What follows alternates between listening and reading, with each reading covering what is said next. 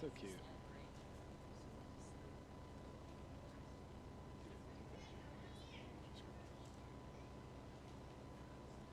All right. Yeah, we're gonna get started. All right, I'm gonna get us started. I'm gonna start with our award for distinguished service, then our public hearing, and then our public meeting this evening.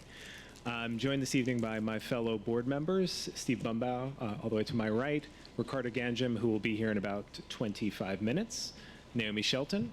I'm Rick Cruz, board chair.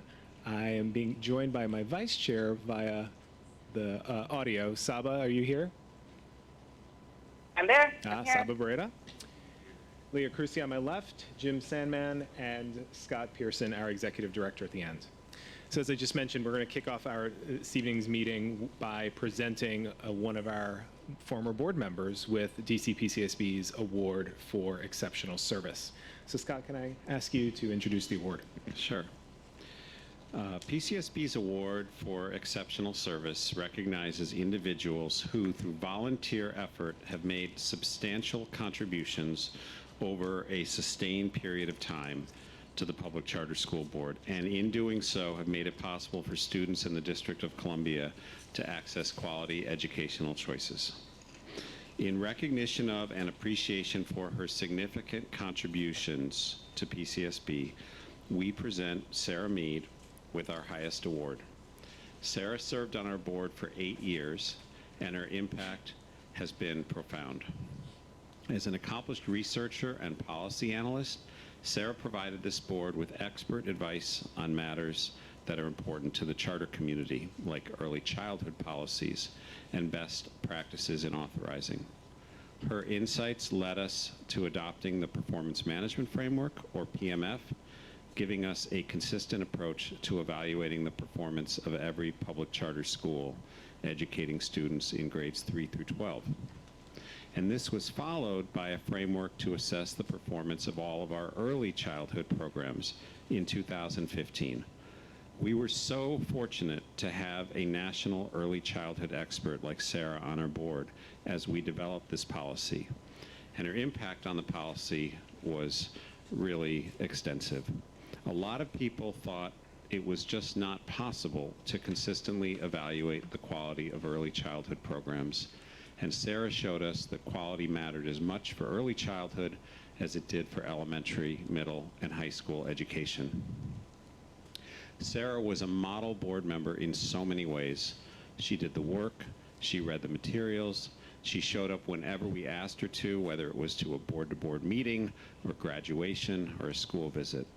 She was totally committed to school quality. It was clear she believed our students deserved nothing less. And she had such good judgment. Just having Sarah on our board gave me confidence that we were going to make the right decision, that we weren't going to overlook something, that our actions would be consistent with our values, and that we were acting consistently and fairly. But the thing that will always stick with me about Sarah was the incisiveness of her questions. Every time Sarah spoke, I perked up because I knew that she had found a hole in the logic or a missing piece of the puzzle. Sarah has an extremely acute BS detector, and she has just the nicest way of letting folks know when that detector has been triggered. Thanks to Sarah, we were a better board who made better decisions, and a lot of children and families are the better off for her service. So please join me in giving Sarah a round of applause.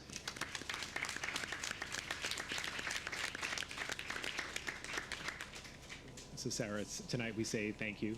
You are and have been on this board a deeply, deeply knowledgeable colleague, steadfast, sincere, and unfailingly generous. Even more important than your board service and your being a great colleague is that you're just a great person. And as Scott paid testament to, your work on behalf of our littlest learners and our most vulnerable in terms of your early childhood approaches and advocacy for early childhood and learning has had tremendous impact both in DC and nationally. So very, very happy to recognize your service on this board. Would any of my colleagues have? the group of us who served with you is dwindling. That's still on the board. We've had so many new members. But would any of my colleagues like to add a couple of thoughts? As the person who has replaced you on the board, and as a colleague in the education work, but also your neighbor, thank you for 8 years of your service and your commitment to not only finding the holes in the logic, but making sure that you're bubbling up the concerns that most of us, because we're not all in the early childhood space, that didn't necessarily bubble up. So thank you again for the time, effort, energy, and now that I know all that you had to do in doing that and being the complete opposite of you in terms of bubbling things up in a nice way. Thank you for all that you've done for the children of the District of Columbia. Thank you. If there are any other comments, would give you an opportunity to say a few words. I just wanted to thank you so much for bringing me back here on a Tuesday night this week. But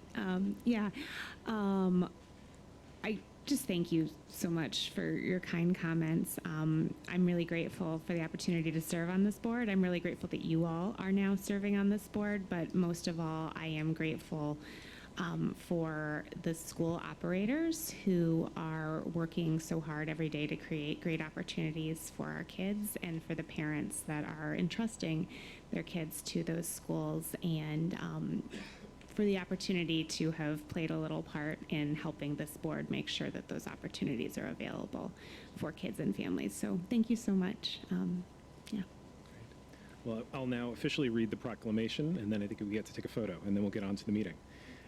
Whereas from 2009 to 2017, Sarah Mead's tenure as a devoted board member helped to ensure the DC Public Charter School Board could fulfill its mission of providing quality public charter school options to students and families in Washington, D.C., and whereas Sarah's commitment to ensuring DC's public charter schools provide every student a quality education while holding the schools to a high academic standard, and whereas Sarah led the charge to raise the charter sector's academic performance through the implementation of DC PCSB's accountability tool, the Performance Management Framework, and whereas Sarah ensured the board put its ultimate stakeholders first, the families and students served by our public charter schools, by empowering them with more transparent data about our schools. And now therefore be it resolved that the DC Public Charter School Board does hereby honor Sarah Mead for her tireless efforts on behalf of Washington, D.C.'s students and their families, awarding her our highest honor, the DC Public Charter School Board's Award for Exceptional Service. Thank you.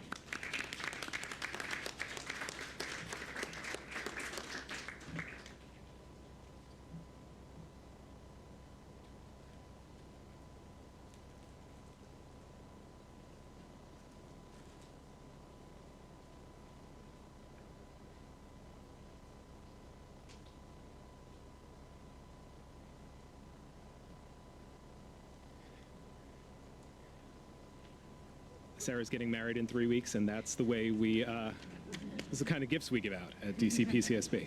Enjoy those. Congratulations.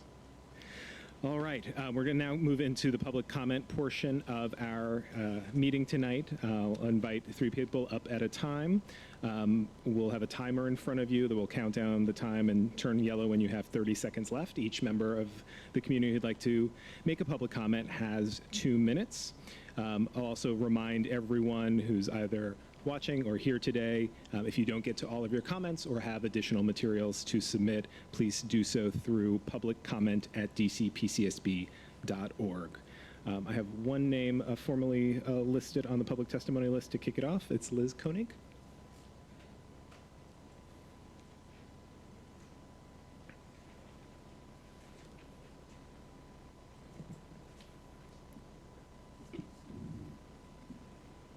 Yes. Yeah. Hi, I'm Liz Koenig, and I'm speaking as a public school teacher in the area affected by rocket ships, about a half mile from rocket ships' proposed new campus, and a parent of a student in Ward 4 nearby. I have a few questions about rocket ships' intent to open a new campus in the Fort Totten area. From the proposal submitted, it is impossible to tell if the neighborhood can and should support yet another elementary school in the area.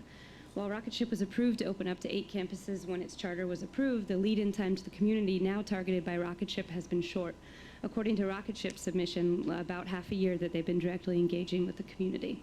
I believe more dialogue should happen between a potential school and the neighborhood about needs before a school opening is approved. For instance, the documents available online reference an extensive needs analysis performed by Rocket Ship. Please make this document public. Rocket Ship should also share its market survey used on 400 Fort Totten families. And additionally, there's nothing in Rocket Ship's proposal about English language learning and instructional needs related to dual language concerns. Rocket Ship's other campuses have almost no dual language learner population at all, while in the Fort Totten neighborhood, where they propose to locate, there's a high percentage of dual language learners attending elementary schools, 36.8% at Bridges nearby, 45.5% at DC Bilingual, 36.6% at LaSalle Bacchus, and 12.8% at Bunker Hill, compared to 1.7% at the Rocket Ship campuses. How will Rocket Ship have the capacity to meet the needs of the dual language learners?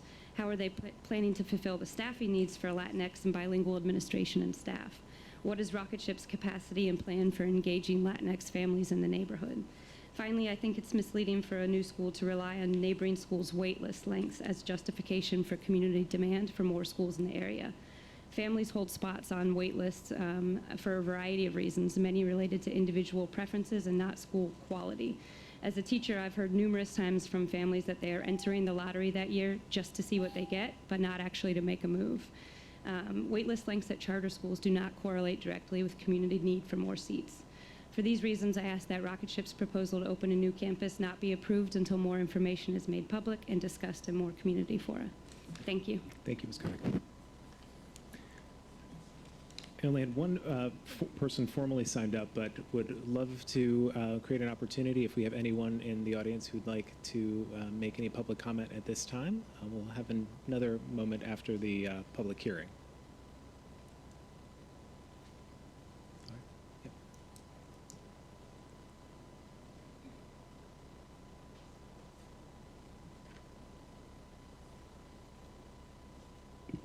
Good evening. Good evening, Public Charter School Board members, staff, and community. It's with great enthusiasm that I speak in support of Rocket Ship's third DC campus. This enthusiasm and support comes on both a personal level and also on behalf of the Sojourner Truth School community. Due to their mission, their belief that every student is truly unique and will benefit from a personalized and nurturing experience, and the record of success at both Rise and Legacy Prep campuses, Rocket Ship was one of the first schools that Truth sought out for an elementary to middle school partnership. Rise will have its first graduating class of 5th graders this school year, and Truth is thrilled that Rocket Ship's leadership has been forward-thinking with regard to avenues for us to build relationships with students and parents.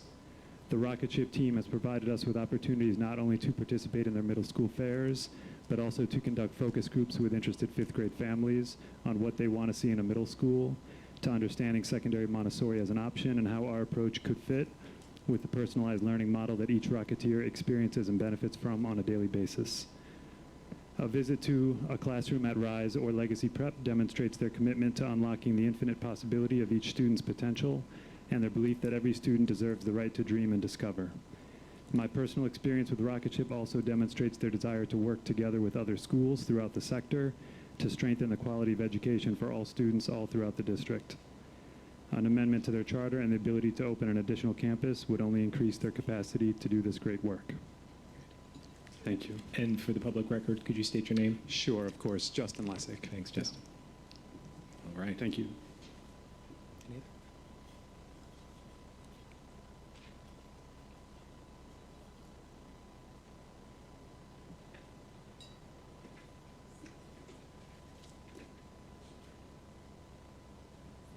Yes, please. Can you make sure that the mic is on? Just press the little red button there. There we go. Great. You're good. Good afternoon. I'm Janice Stewart, and I'm an assistant principal at Rocket Ship Legacy Prep. I'm here to support the opening of the third campus in Fort Totten.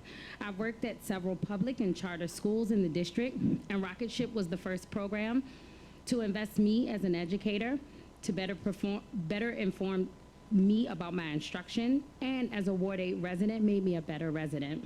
Through Rocket Ship, I was able to go through the cycles of supporting, assisting, and engaging staff, students, and parents on the path to academic success.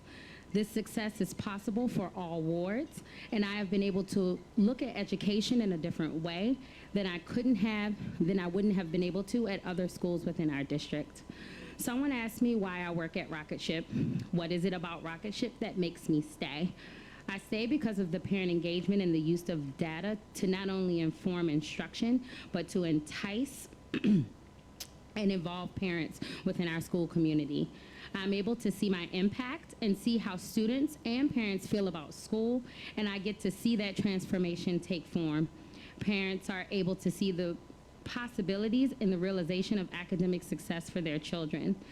Rocket Ship is not just a place that talks about student achievement and partnering with families externally. They communicate the same thing with the staff, students, and parents. By working at Rocket Ship, I get to work on a team with people that are both aligned and committed to helping children become great citizens and victors of life. And I totally support our opening in Fort Totten. Thank you.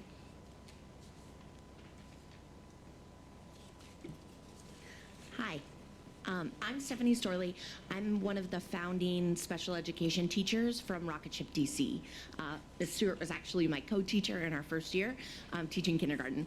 I currently serve at Rocket Ship as our National Manager of Integrated Special Education Instruction. And I came to Rocket Ship with a deep belief in inclusive education, and it's why I moved there to teach. It's literally in the name, in what we do. We don't call it special education, we call it ISE, which stands for Integrated Special Education, because it's at the heart of everything we do with our students. At Rocket Ship, all of our students spend meaningful time in inclusion, doing exactly what their parents enrolled them to do, be Rocketeers. There have been a lot of challenges as we founded, but I've never wavered from the deep belief that with the right supports, our students with disabilities can and will rise to the bar we set for them. It's proven by kids like D and M, two of the students we had our founding year, who actually came to us from non-public placements, and within 2 years were able to be exited from special education services. Or our Rocketeers with severe autism, who spend every day at centers in their classroom with their peers, and then have those same peers help them navigate the playground during recess. Or a parent who sends me a video of their child reading, saying they can't believe he's actually reading and they didn't think he would actually do it this year in kindergarten. Our Rocketeers and their families have shown me how powerful true, meaningful inclusion can be. And we promise our families that at Rocket Ship, we're unleashing their child's limitless potential. And as a former resident of Ward 5 and someone who taught in the neighborhood for many, many years, whose sister has taught in the neighborhood for many, many years, I personally cannot wait to make that promise to our Ward 5 families. Thank you.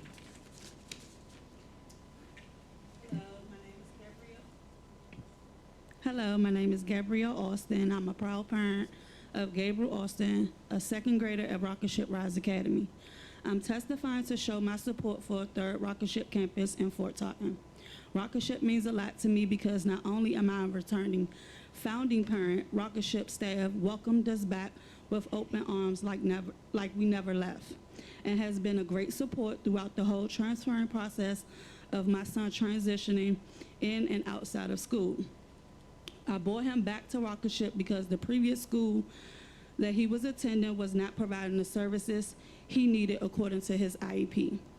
Even though it's been a rough, long road with making sure my son get a proper education and services for a child that has a disability.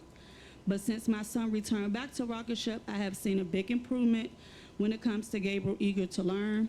Since he has been back at Rocket Ship, he has been overcoming his frustration with reading. Now when going to the store, Gabriel picks up books and excited about reading them.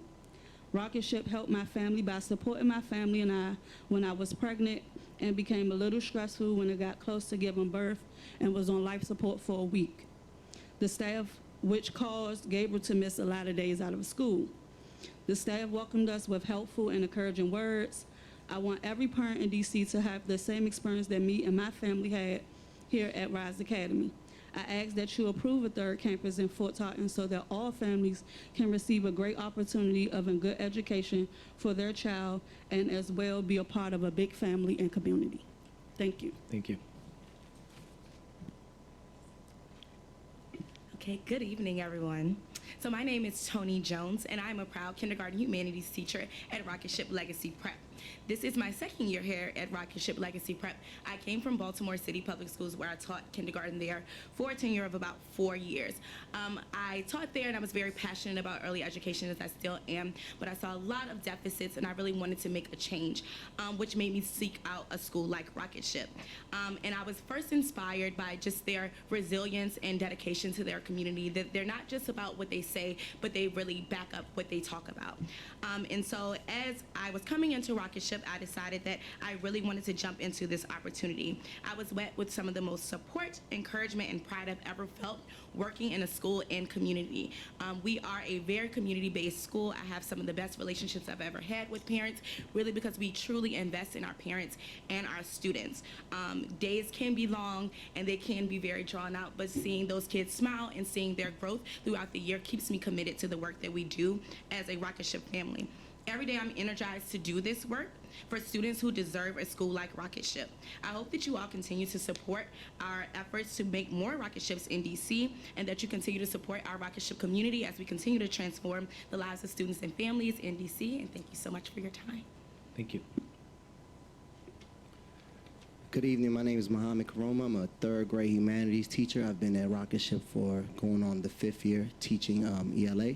I have experience out in San Jose my first year, where I joined the network and learned how to teach. So Rocket Ship not only helps the students, but it keeps its teachers up and at it with the new practices that will help support what we want to give out in the classroom.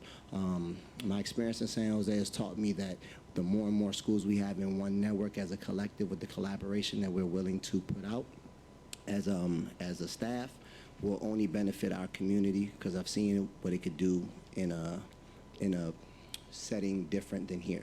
For everybody that has questions about how we'll support English language learners in the Fort Totten area, they can look no further than what we do in San Jose with the close to 20 schools that we have there, and all the students that we have that are ESOL and coming in straight from Mexico and are not English language, not natural English proficient speakers. So from what I've seen since we've been here under the guidance of our former principal, Mr. Pecos, in 3 short years, what we've been able to do in matching nearly Tier 1 status, or effectively what it would have been, and how we've done our PARCC exams and the professional development that the teachers have and that we receive in order to be our best selves in the classroom. I don't see nothing but limitless potential here in DC if we open a new school. I want to see more and more black and brown kids that look like me and from neighborhoods that I grew up in achieve the success that they are owed and that they should want. I think that we always say that our parents empower us, and our parents take a lot of our personalities and then they go looking for new opportunities. So I'm completely in favor of a new Rocket Ship opening up, and I can't wait to see what we can do with more schools. Thank you. Thank you. Thank you. Good evening. My name is Nana Dagadu. I'm a proud parent of Miles and Willa. Miles is a first grader at Rocket Ship, and Willa is in pre-K 4, and they are here, so they will probably laugh or make some other sounds. I'm here, I'm sorry, second grade. Yes, I'm going to tell about when you were in first grade. I'm sorry. But it is with great pleasure that I would like to recommend and show support for Rocket Ship. We loved our previous school, but we were commuting about 45 minutes each way 2 years ago, and it was really killing all of us, especially Miles, who was in kindergarten at the time. We desperately wanted a change, but we're really nervous about entering into the My Schools DC platform as the first time. And we got our preschooler, Willa, at that time, into a school 3 blocks from our house in Southeast DC, but no slots were opening up for Miles in first grade, even though he was #1 on the wait list. I couldn't get a response from the school administrators, and no one really seemed in any hurry to help us before the start of school. I had to really decide whether to wait out until school started, which would mean a disruption of everyone's schedules, or apply for both of them elsewhere. I looked at the remaining openings on the My School DC list and saw that Rocket Ship Rise had slots for first grade open and called them. Ms. Bell, who's the school administrator, was caring, reassuring, and extremely responsive throughout the whole process of applying for both kids. Miles got in right away. And then Willa got in through sibling preference. She walked us through all the paperwork and welcomed us with enough time to join before the back to school barbecue. And really last year, we learned about excellence in the classroom, excellence in civic engagement, and we would not have made it through last year without all the support at Rocketship. We are thrilled to be back for another year and recommend Rocketship without any hesitation. Thank you.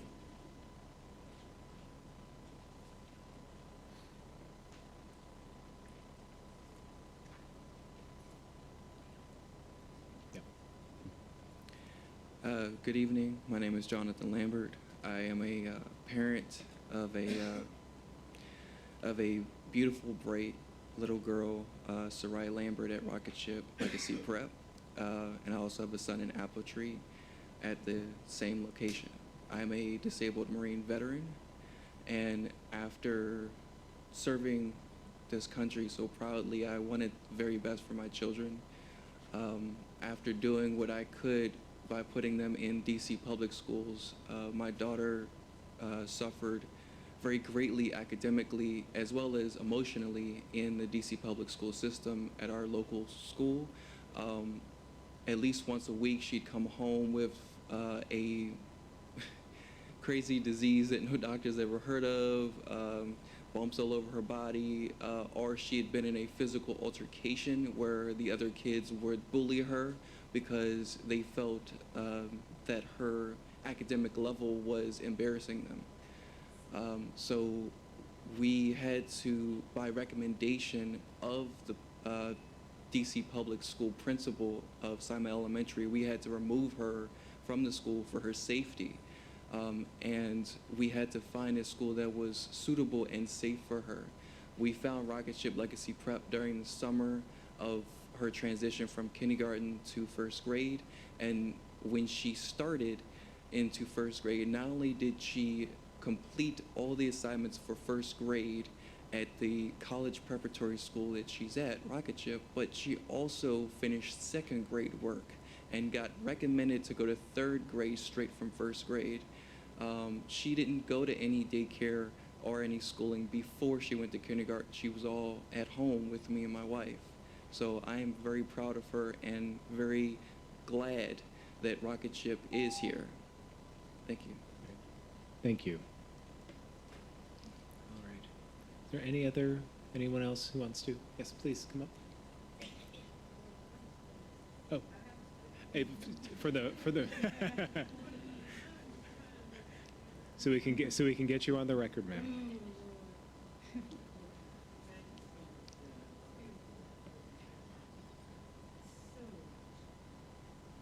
Oh, right there. And just state your name, ma'am. It's not. Good. We're good.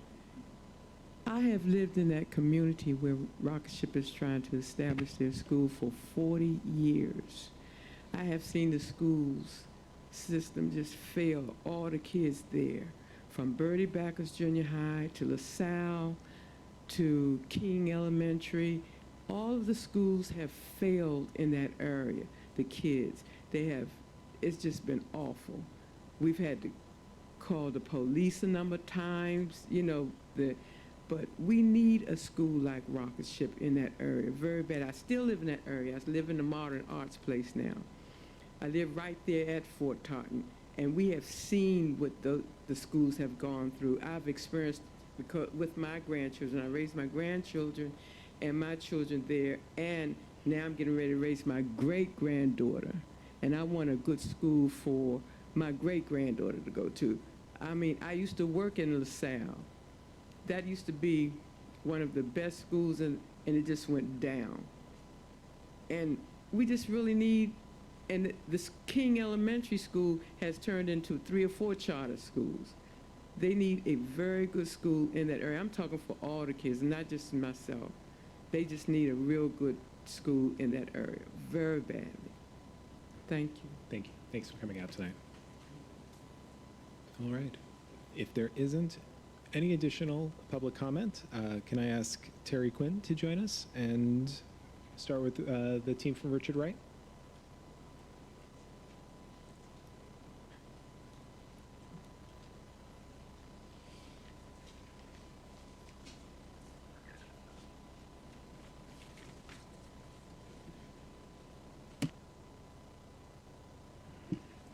Good evening, excuse me. Good evening, everyone. I'm Dr. Marco Clark. I am the CEO of Richard Wright Public Charter School. My name is Alicia Roberts Funderburk, and I'm the COO of Richard Wright Public Charter School. And I'm Terry Quinn, Senior Manager for the School Quality and Accountability Team here for the DC Public Charter School Board. This is a public hearing to discuss Richard Wright Public Charter School for Journalism and Media Arts. Amendment request to relocate its single campus to a new facility located at 475 School Street Southwest in Ward 6, effective on January 1st, 2020, for the second term of this present school year. If this request is approved, the school plans to vacate its current location in December 2019 while students are on winter break. And on January 1, the school's new 25-year lease will commence. Obviously, representatives from the school are here to answer any questions that you have about the facility. I'd like to start with some opening remarks. Sure. First of all, I just want to say thank the board for allowing us to come before you and to ask for permission to move to a new facility that's going to be very exciting for our young people, an opportunity for us to grow as an organization and to fulfill the enrollment ceiling that we initially were granted in our charter. We've been in 77 M Street in the Blue Castle for approximately 8 years. This is the 8th year we've been in that facility, and we've done all we can do in the facility to make it a wonderful place for children to learn and grow. We've outgrown the facility, and in case you don't know, it is a facility that lacks several different opportunities for our journalism and media arts program. And with this new facility, we will be able to continue to grow our journalism and media arts program and do all those things, great things that we've been doing, and take it to a whole nother level. We have a facility now where we have a place that's not a gym. It's like a classroom that's turned in. We don't have the opportunity for an auditorium, which we've transitioned the cafeteria into a cafetorium, if you will. We've also worked with changing sites within the school building to fulfill the broadcast journalism around the school to make these things happen. This new facility will afford our students the opportunity to have an actual studio, a media arts graphic design, and a dance studio that our students can continue to grow. Great. Thank you. I've got to imagine we've got some questions from our board. Does anyone like to start? Sure. What is your contingency plan in the case that the facility you are moving to is not ready in December? So we built in the actual plan to remain at the Blue Castle just in case the facility is not together. And if it is not ready to move during the holiday break, we will remain there until the end of the school year and move the total school at the end of the year. And if I'm familiar with the area that you are moving to, there's not a significant residential space there in terms of from L'Enfant Plaza to School Street, but have you done any engagement with the neighboring neighborhood to ensure that they're comfortable and are aware that you all are moving in close proximity? Yes, we've been connecting with the schools that are on that block. We've been canvassing the neighborhood. We've been in touch with the ANC. We also are connected with our current ANC and to work to branch a relationship initially as we decided to go in that community. And we've been talking with the school leaders of the 2 schools that are in the immediate area of which we are asking to move. And just for the good of the group, what are the 2 schools? Washington Global Academy and Jefferson Middle School. Mm-hmm. Yes. And with Washington Global Academy, are you, with both of the schools, what has been the feedback? What are the thoughts around the now increase in the number of students that'll be in that area? Well, we've been talking and how school leaders can work together. As you know, Richard Wright has been the leaders of Safe Passage throughout the city, and so we've talked about how we can work with that, as well as sharing some of our programs. So, for example, Washington Global has a robotics piece that they would love to also infuse with journalism and media arts, and we've talked about how we could collaborate on those spaces, as well as work together as a team to continue to build a family network and a community network that would support the community that all of us are in. We've had conversation around Jefferson with teaming up with some of the other schools from sports and growing that particular connection. Awesome. And I'll turn it over to my colleagues. Okay. Leah and Ricardo? Sure. So you show that that you'll be paying a significant amount of your budget for this new facility and be able to maintain and build and all that. And how do you plan to find room space for that in your budget, and what may get pushed aside, or how will that impact your other priorities, principally academics?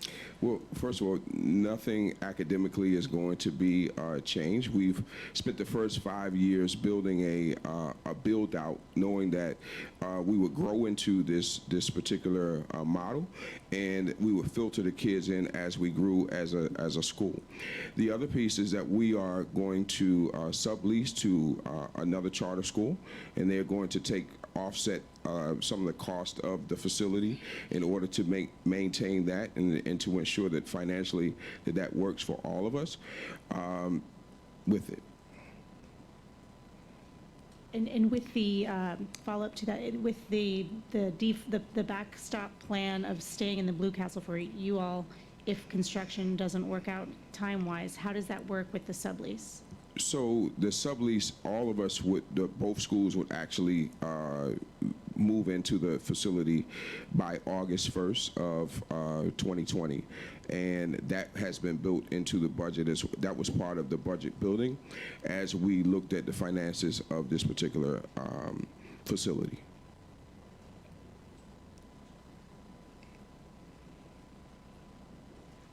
The new location is a couple of miles away from the current school location. How have families responded to this new location, and what accommodations are you going to make for students who to get to school? Families have been very excited about a new location. Quite frankly, they're excited to get us out of that building. Actually, it's the lines all merge together on the metro. So it's actually a closer commute for our children than what we currently have. And so parents are very excited about that. And they feel comfortable that we will maintain the safety like we've always done, that will work in a straight beeline to the metro from School Street. How about the teachers in the school? Teachers are very excited because those that take Metro don't have to walk as far. And the school also encompasses a parking facility in which our teachers now, they've been racking up tickets, and they won't have to do that at this new facility, so they're excited about that. Thank you. Jim? Dr. Clark, I have a question about how the per pupil occupancy cost compares to the per pupil facilities allowance. Yes. The amendment application says the cost of the new facility is approximately $250 to $300 per student above the per pupil facilities allowance. Correct. The board has received an analysis from staff that shows that the actual occupancy expense, including everything related to the new facility, will be more than $2,000 per pupil above the per pupil facilities allowance. What explains the difference? When you suggested the number of $250 to $300 per student, what were you including in that number? Well, the analysis you have is based on the construction that we had to complete, and the initial analysis was based on just the actual cost of the facility. We're going in and doing a full renovation in order to provide those particular things for our students that I mentioned, and that's where the rising costs increased. And so initially, it was just the cost of the facility and the transition into it. So if we were to include all of the costs, including what you need to do to build out the facility, it would, the approximate number that you had initially, and I should have brought the figures with me, but the actual cost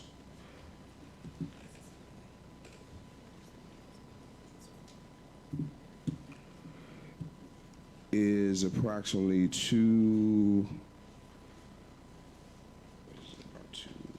about 2,000 more. yes, that It's about was 2,000 more, correct. Yes. That's inclusive of the renovations and the construction that goes along with it. Yes.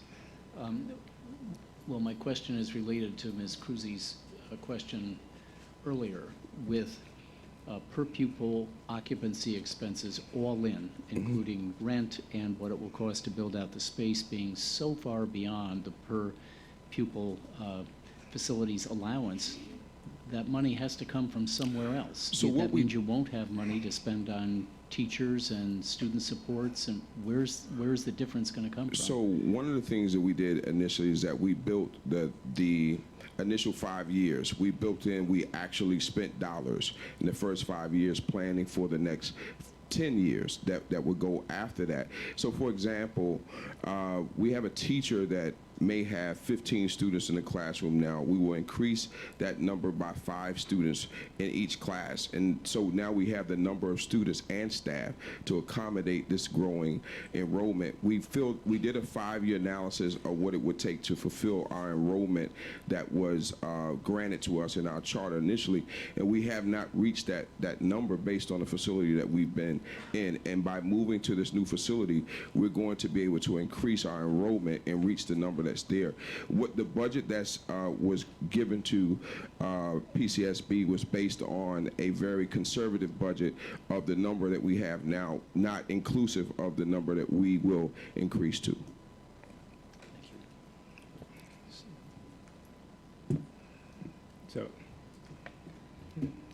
So based on the facility that you're going to, the potential increase in the number of students that you have you been doing any outreach to recruit new students? Yeah, we had a massive outreach of students. One of the things, we do recruitment all year, and so we've been recruiting. And so, like for example, this year there were several folks that wanted to come to Richard Wright that had to change because we just didn't have the space to accommodate them in certain grades. So for example, our lower school area at the Blue Castle, because of the actual square footage of the lower part of the school would not accommodate the number of students that wanted to enroll in 8th and 9th grade.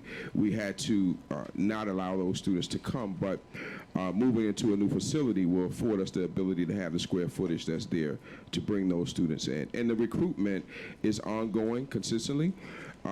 We have relationships with the schools that we've typically received our students from, and we're always engaged in with those particular schools in some form or fashion throughout the years. So I think, given some of the concerns voiced around the facilities allotment and what you're spending, I can appreciate you're submitting a conservative budget, which really doesn't predict any growth at all.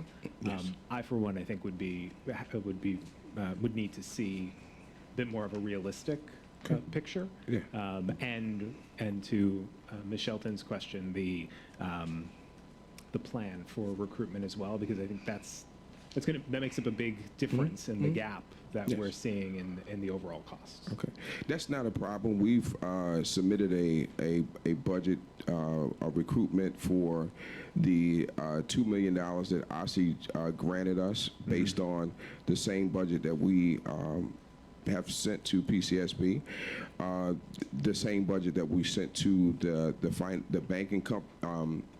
bank that awarded us and decided to close on the loan, that they recognized that we could actually receive that. So we do have a recruitment plan that's on hand for that. I also want to just make a statement that when we actually moved to the Blue Castle, we moved and doubled our enrollment from the first year when we were at our first location in the incubator space. And so we understand what it takes to double the number and actually to encumber monies to ensure that that facility is paid. We had there was the same, maybe a concern when we actually moved to the Blue Castle, and we have not missed a payment or anything beyond that.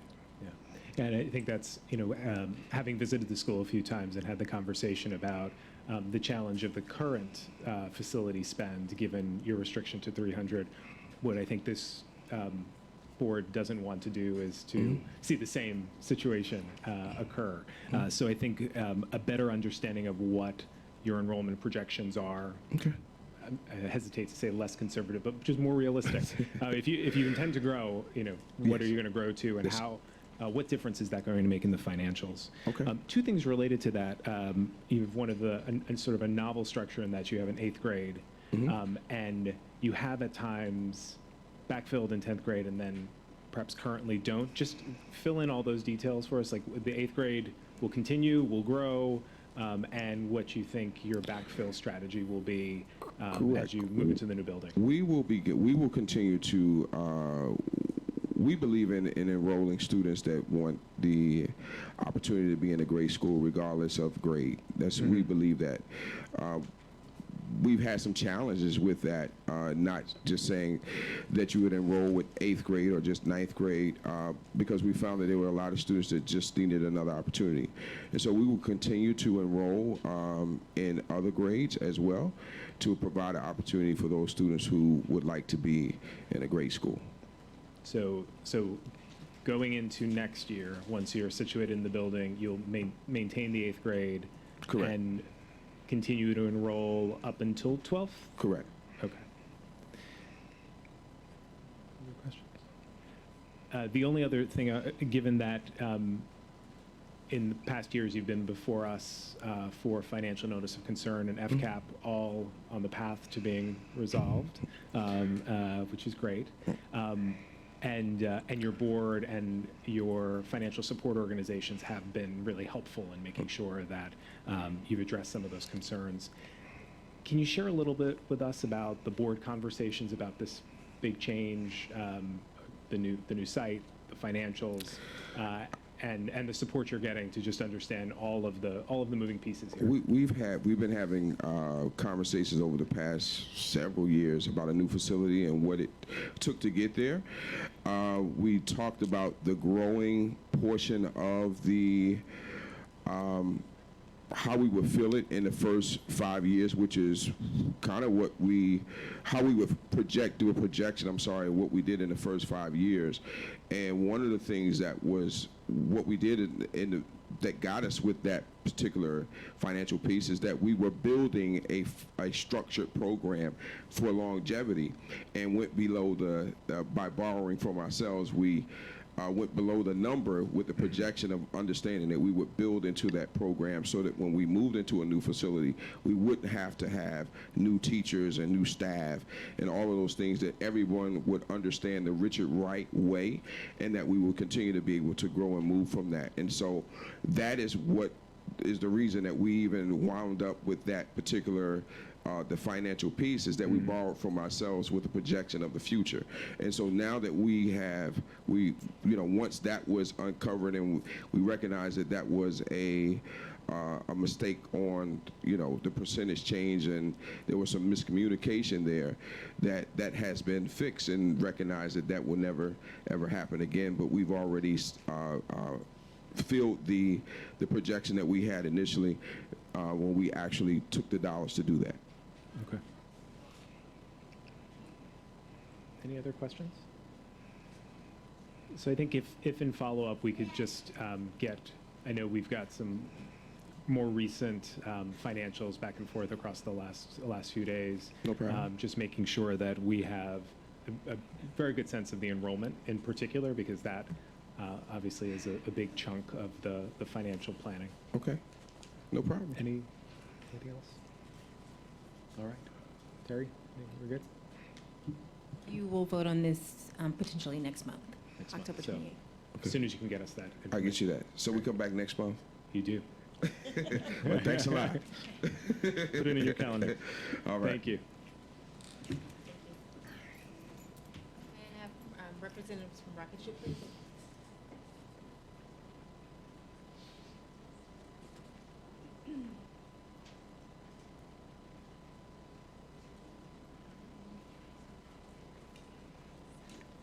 Introduce yourselves first.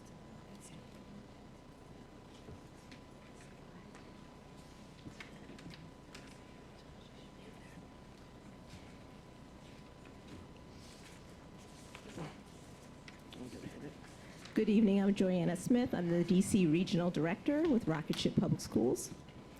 Good evening, my name is Josh Pecos. I am the Director of Schools for Washington, D.C. Hi, I'm Joey Slaughter. I'm DC Board Chair. I'm also a member of the National Board for Rocketship. Hello, I'm Tamika Joyner. I'm the Associate Director of Growth and Community Engagement for Rocketship. Thank you. Terry, do you want to start? You know me. This is a public hearing to discuss Rocketship Education DC Public Charter Schools Amendment Request to operate its third campus, Rocketship PCS Ward 5, at 5450 3rd Street Northeast, beginning in school year 2020-2021. The school currently operates two other campuses, Rocketship PCS Legacy Prep and Rocketship PCS Rise Academy. If this request is approved, beginning in school year 2020-2021, Rocketship will operate at all three campuses in wards 5, 7, and 8.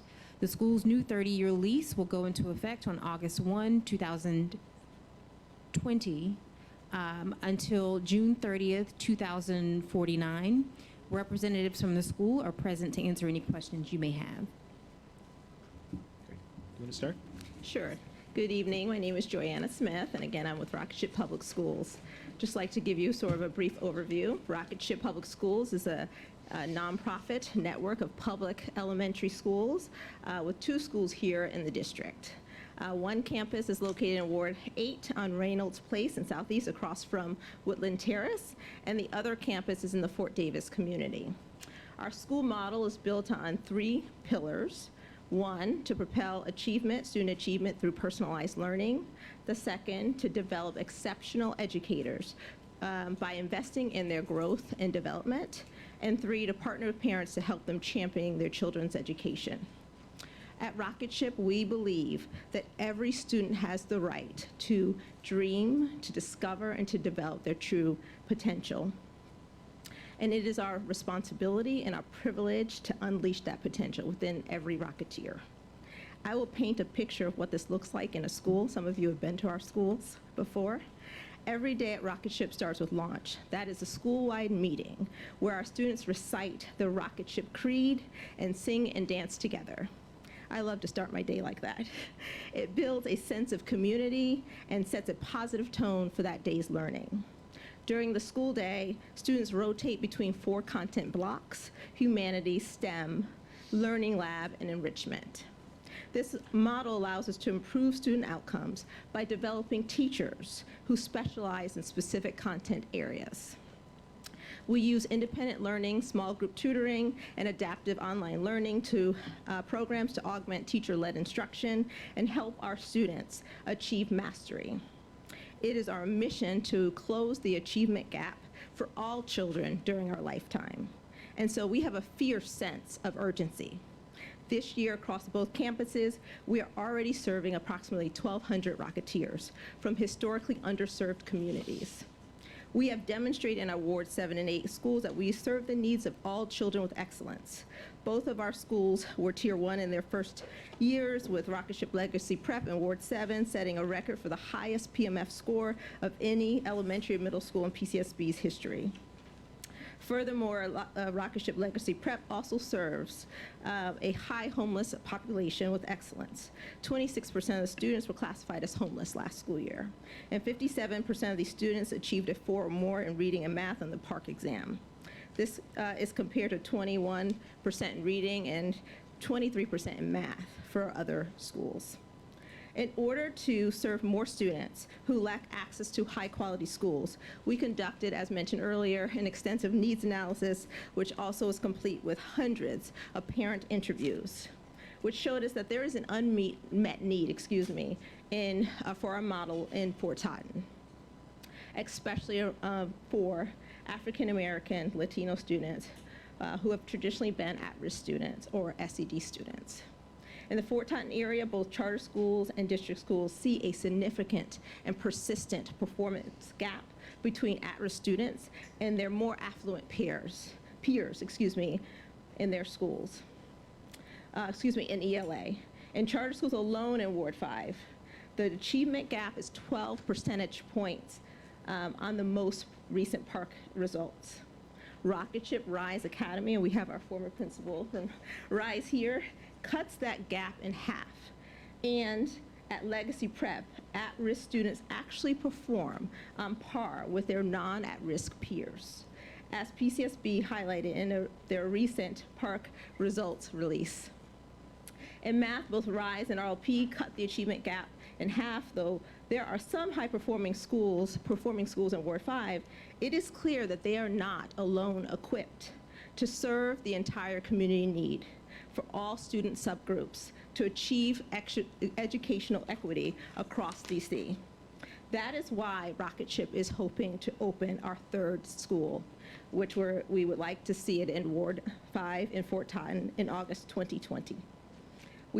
You've heard from a number of parents today, and we believe in deep parent engagement and transformative parent power. We believe in the value of annual home visits, and we offer an open door policy where parents are welcome in our respective schools and their Rocketeers classroom all day and every day. Among the stories are parents who have experienced generations of inferior schooling, families who did not feel welcome in prior schools, and families who had students who were not performing at grade level until they enrolled at Rocketship. We've been here for about 5 years, and we have learned some valuable and at times humbling lessons. We have learned that sometimes big schools require a fair amount of culture setting and systems and structures that are hard to implement in your first year. We have adapted aspects of the national Rocketship model, such as placing 2 teachers in the classroom in our kindergarten classrooms, which is different than the model that you see in California. We have also implemented a core value learning lab in kindergarten and first grade that fosters SEL growth and development, and made significant investments in our school's wellness teams and social workers, as well as culture specialists, behavior specialists, and special education instructional coaches. We have also, to sum up, made a number of key investments in DC. We have recently hired a director of school who is here to co-lead the region with me, and he is charged with supporting our 2 existing principals and setting the academic vision for our region. We have also hired a director of wellness, Erin Fisher. She is a former charter school principal, and she is charged with managing Rocketship's behavioral, emotional, and mental health program. As we mentioned earlier, 78% of our students are considered at risk, and we know that children growing up in poverty are at higher risk of exposure to several or more traumatic experiences, which may include hunger, neglect, and violence. We are committed to putting the right supports in place for our students to manage that trauma in adverse circumstances so that they can truly learn and achieve their potential. And we have finally formalized our MTSS support structures so that 100% of students are receiving the academic, behavioral, or social-emotional support that they need to be successful. As we look ahead, we are incredibly excited to be in DC and excited about the direction of our region. And we're looking to showcase our unique elementary model to the DC community and to continue to grow our impact. Our model is special, and our academic growth is evidence that the model is working. We thank you for your time, and we look forward to answering questions. Great. Thank you. Okay, it's not Jeopardy. Ms. Shelton. That's a good one. Good evening. So the last time, well, I've seen you all, a few of you, since the last time Rocketship was before us, but the last time Rocketship was before us, there were concerns around community engagement. So What do you all anticipate your issues being going into a new community?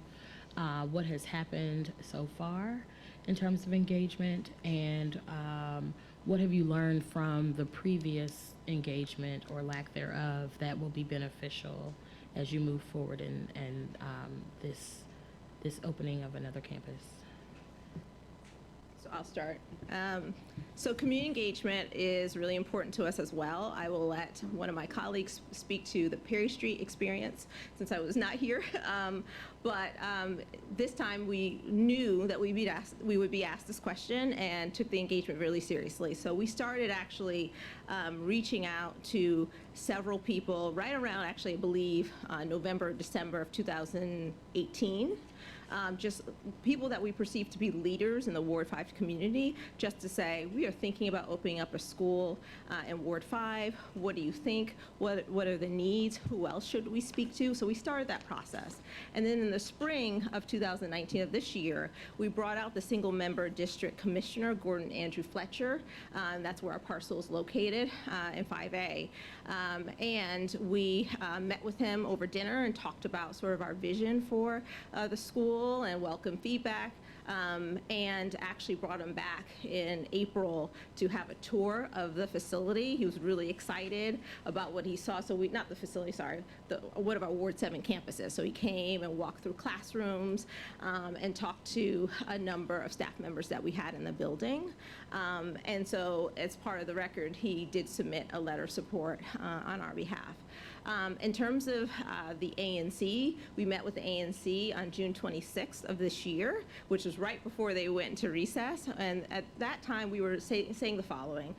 This is who we are. We want to talk to you about our model. We want to talk to you about what we're hoping to do in Ward 5. We wanted to show them some preliminary design specifications to get their input. They said, you know, we do want to have you come back. We do really need a traffic study.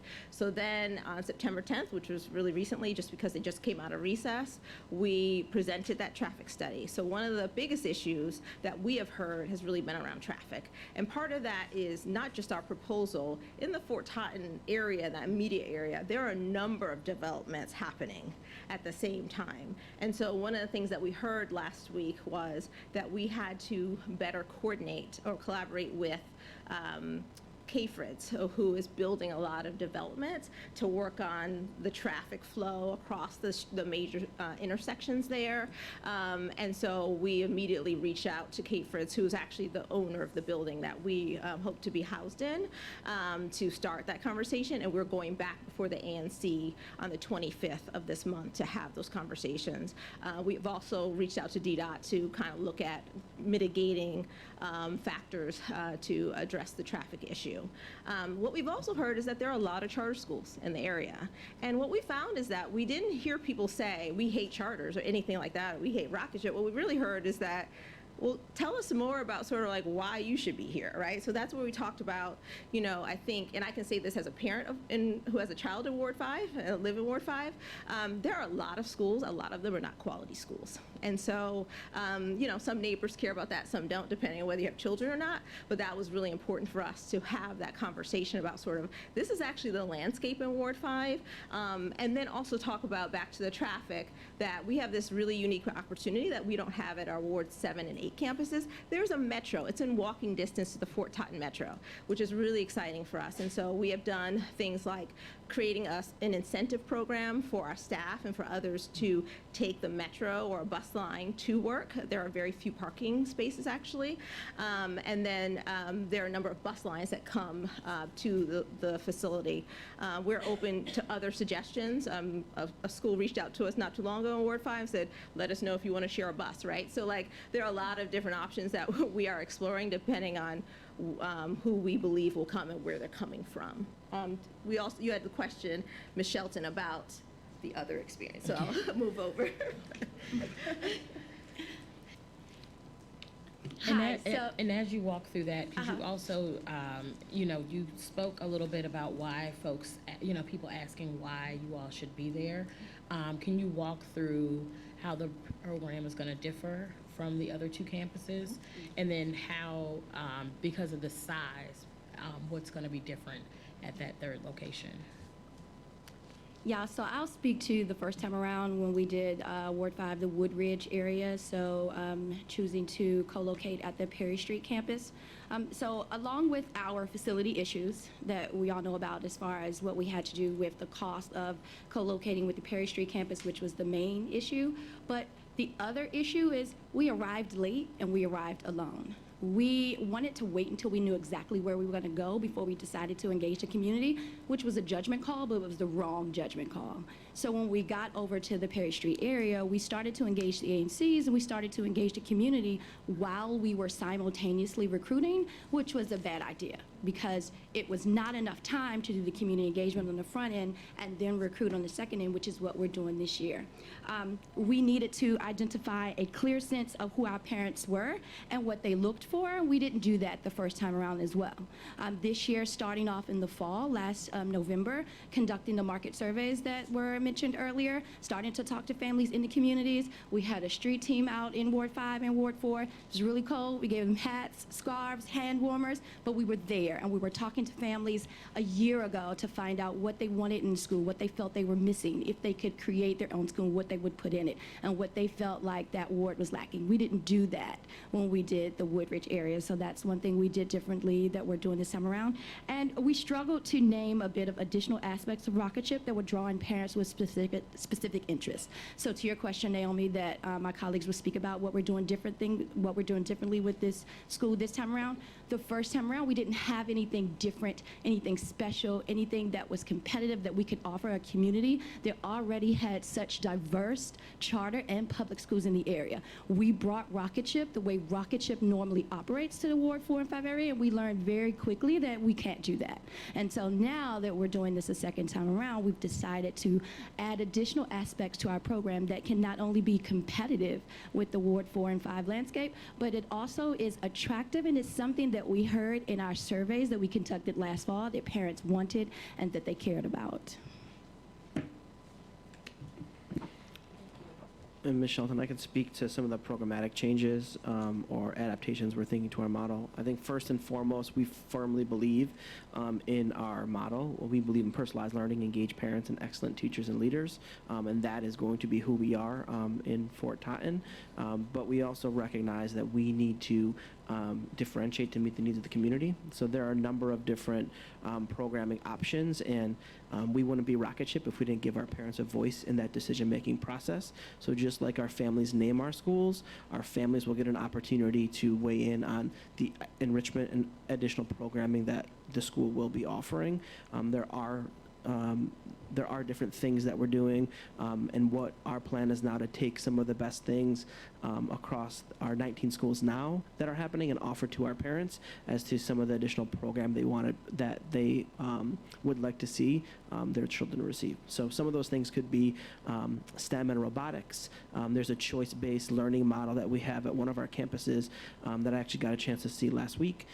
We also have an arts integration unit with our thematic humanities units, where there's arts integration within the work, and there's also additional options that we're thinking around STEM and coding. But again, we want to present those options to our families and allow them to have a voice into the specific programming that they want to see. Steve, did you? You started to get at this, but Fort Totten is very different from Fort Davis and Woodland Terrace. So I appreciate what you're saying about parent engagement, but what kinds of differences do you anticipate on the new campus? I mean, you know, Fort Totten has a pretty large Latino community.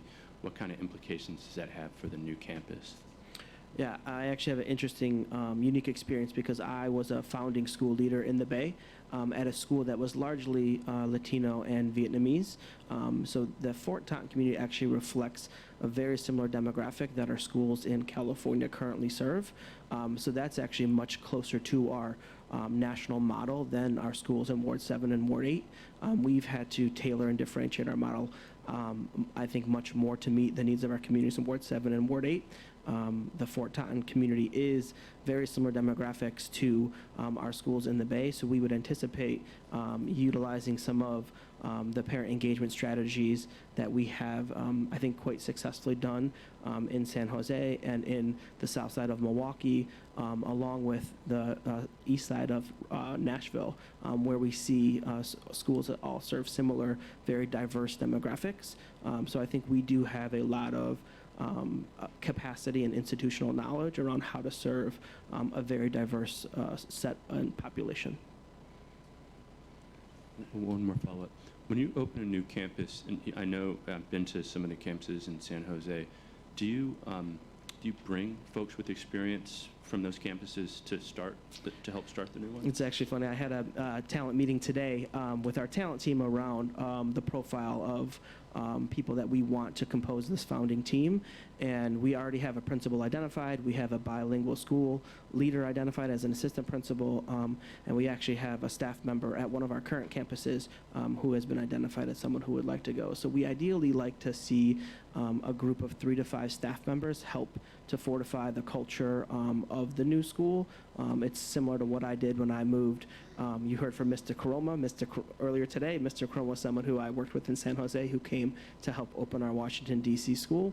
And then the same thing with our Legacy Prep campus. We had Ms. Stewart, who spoke earlier. She also moved over to help start the Legacy Prep campus and works there now from our RISE campus. I'd like to add, I want to add, we've also hired a bilingual family recruiter who's actually one of our current Rocketship Legacy Prep parents. She's the parent of a first grader, and her first grader who attends our Ward 7 campus is bilingual, and she's committed to working with families that look like herself as well. And we're looking for more in case you know some. Yeah. Leah. I think my colleague Michelle. I will. Oh, go ahead. Sorry, I just wanted to get my 2 cents in here as someone who sits on the national board. It is one of the huge advantages of having this kind of structure that we can draw on various resources across all of our schools. And since Rocketship started in the Bay, we have an enormous amount, a decade experience of working with Latinx families and are looking forward to using that in Ward 5. We've also recognized that we will want some support. As someone stated, our Ward 7 and Ward 8 schools are 99% African American. This will be much more of a mix, and we're already looking at resources that will be on the ground as we start to make sure that the dynamics that are going to be different there will be dealt with from the beginning. Thank you for all this. I think my colleague, Ms. Shelton, asked a question about the size that I'm not sure if I remember the response to. So the Campus 3 is going to be about half the size of your other 2 campuses. How do you anticipate this affecting program? And you mentioned some ideas around engaging parents to develop the program. Is that part of the intentionality of how you plan to engage parents? Yeah, I think we learned lessons both from opening RISE Academy and Legacy Prep. RISE opened very large, and we had some pretty significant growing pains that we learned from that, while Legacy had a much smaller open, which we were able to help create the culture that we wanted and saw really outstanding results that we continue to reap benefits from. So the idea of this campus is that we are opening much smaller. In kindergarten through 2nd grade, we'd offer roughly 100 seats to start, 50 kindergarten, 100 in 1st grade, 50 in kindergarten, 25 in 1st grade, and 25 in 2nd grade. So we would open very small. That still doesn't meet the needs of our model, where we'd have what we call a 2R model in our kindergarten and 1st and 2nd grade classrooms. So we would still be able to implement the Rocketship model around specialization and content, deep content knowledge of our teachers. And then we would also open, potentially 80 seats in preschool 3 and preschool 4 with our Apple Tree partners. I should say it's not half. We're expecting about 550 to 560 students at scale. Traditional schools, Rocketship schools, are 700 or more. So it is much smaller, and that was very intentional. And that 550 would include the Apple Tree students as well. Record? There's a table in your application that shows 350, and does that not include the Apple Tree students, or was that just an error? It probably doesn't, yeah. Okay. So if you're on the board long enough, all things come full circle. My first board meeting 5+ years ago was a vote on the first rocket ship building. And what I remember noticing most from that well, there were a lot of things to notice from that conversation, but one particular element was a concern that rocket ship wouldn't know how to serve families in Ward 7 and Ward 8 because all of their experience was with Latino families. So we're kind of back here again. Hopefully you've got a better answer for that as you demonstrated today. In all seriousness though, there was a question raised earlier about the market analysis that you've done, and if anyone knows anything about rocket ship, both locally and nationally, you're very thorough and very analytical. And I think it would be a great contribution if you would share some level of that market analysis with us as a matter of the public record. I believe we're keeping the public record open a little bit longer to ensure that we can get any information or response from the ANC post the traffic construction conversation next week, if we could similarly get some synthesis of the needs analysis that you did, would be really helpful. Sorry. Yes, we're happy to do that, to submit that. So we looked at a number of key criteria, and this is going to be kind of broad, and then we'll give you more specific information in our submission. But we looked at mission alignment. We wanted to make sure that we could serve the needs of the kids in Ward 5. We went back, to be honest, we went back and forth internally about that for a while, right? Because we really want to make sure that, rocket ship traditionally has a rapid growth model. And while we do have a sense of urgency about serving the needs of kids and closing the achievement gap in our lifetime, we want to be very intentional about our growth and moving forward for our third campus in DC specifically. And so what we found is that, and I kind of mentioned this earlier in my opening statement, is that there are a lot of children. We found about 74% of children who are socioeconomically disadvantaged in Ward 5, just behind Ward 7 and 8. And so that was important to us because we have served the needs of subgroups really well. We also wanted to make sure that there was community support. And so to Ms. Shelton's question, we wanted to do better with our engagement efforts by reaching out and having those preliminary conversations a year out and not just before, we signed a lease or did something else, and to say, do you support us? What do you think about this possibility? Do you think it would fit within this larger ecosystem? The other piece is that we looked at facilities and entitlements, right? So when I started, I think actually weeks before I officially started, I was given a list of buildings to look at across the city. And many of them were not suitable for us. We wanted to make sure that it was an affordable facility. It was a place where we could grow. It was in a place that was considered in some ways central. And so like the Fort Totten Metro was really a draw for us in looking at that particular site. And need to make sure that it would fit within our model. You mentioned earlier about a rotational model. And so we did have some site-specific needs, and this proposed site really fit those. We also looked at talent, which was mentioned earlier, making sure that we had a principal in hand and a strong core team to get started in our Ward 5 campus. And so we do have that core team. We're looking to add to it, but that was really important to us. And then naturally looking at sort of the finances, like I said before, in fundraising, we have been able to raise a significant amount of money recently toward the school, as well as just the growth of the DC region. And so we felt really comfortable about being able to be in that particular building with a long-term lease. Hopefully, is that okay? That's good. And then, yes, if you could submit something, it would be happy really helpful. One last question. You spoke earlier, Ms. Smith, about your perspective as a parent, as a Ward 5 resident. You also bring the perspective of the role that you played prior to joining Rocket Ship as ombudsman. Right.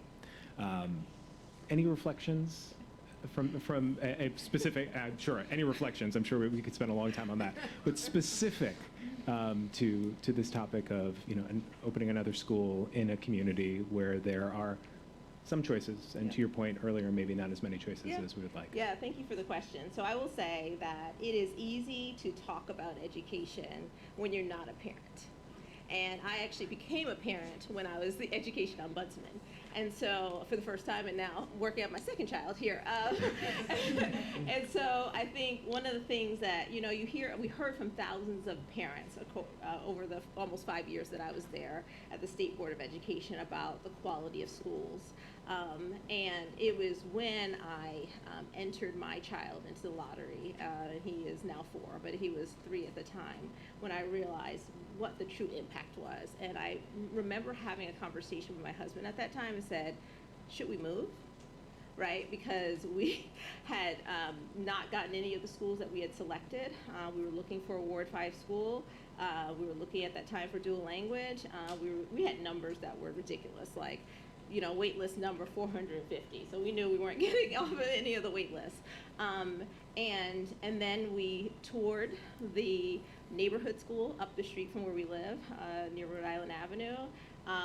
And we were not excited about that option. And so we started to think, like, what else do we do? And actually, that's when Rocketship came into my life. At that time, my husband, being the persistent person that he is, started looking at other options. And he said, have you heard about Rocketship? And so we started to delve into that because it was at Perry Street Prep at the time, in that building. And so we knew that there was the Apple Tree program that was really attractive to us. And so we tried to enroll our child and submitted all the paperwork. And then Jacques Patterson, I think you know him, he called me when I was in California and said, so we won't have this school, Ms. Smith. And that was a really upsetting conversation for me. And so we then enrolled our child in the Ward 7 campus later on, after I was hired and realized that, I wanted to really be invested in the experience. But what I will say is that as a Ward 5 parent, there is a need for high quality schools. And while there are a lot of dual language options, which are really great, not every parent wants that. And so where are the other schools where you just want a high quality school, maybe they're not speaking Spanish or something else, but you can send your child to a school that is close to you and know that they're going to be college or career ready in their future. And that is still there's a significant gap that exists in Ward 5. Thank you. Thanks for sharing that. Yes, no problem. So, up for vote next month, October 28th, and we'll be looking for 2 things. One, some additional, or sharing some summary of your market needs analysis, and then should there be anything that the ANC wishes to share following your meeting next week, record will be open for that as well. We Great. thank you for your time. Great. Thank you. Thank you. All right. And Nikhil, I believe, there he is. If we can bring up the leadership of Roots.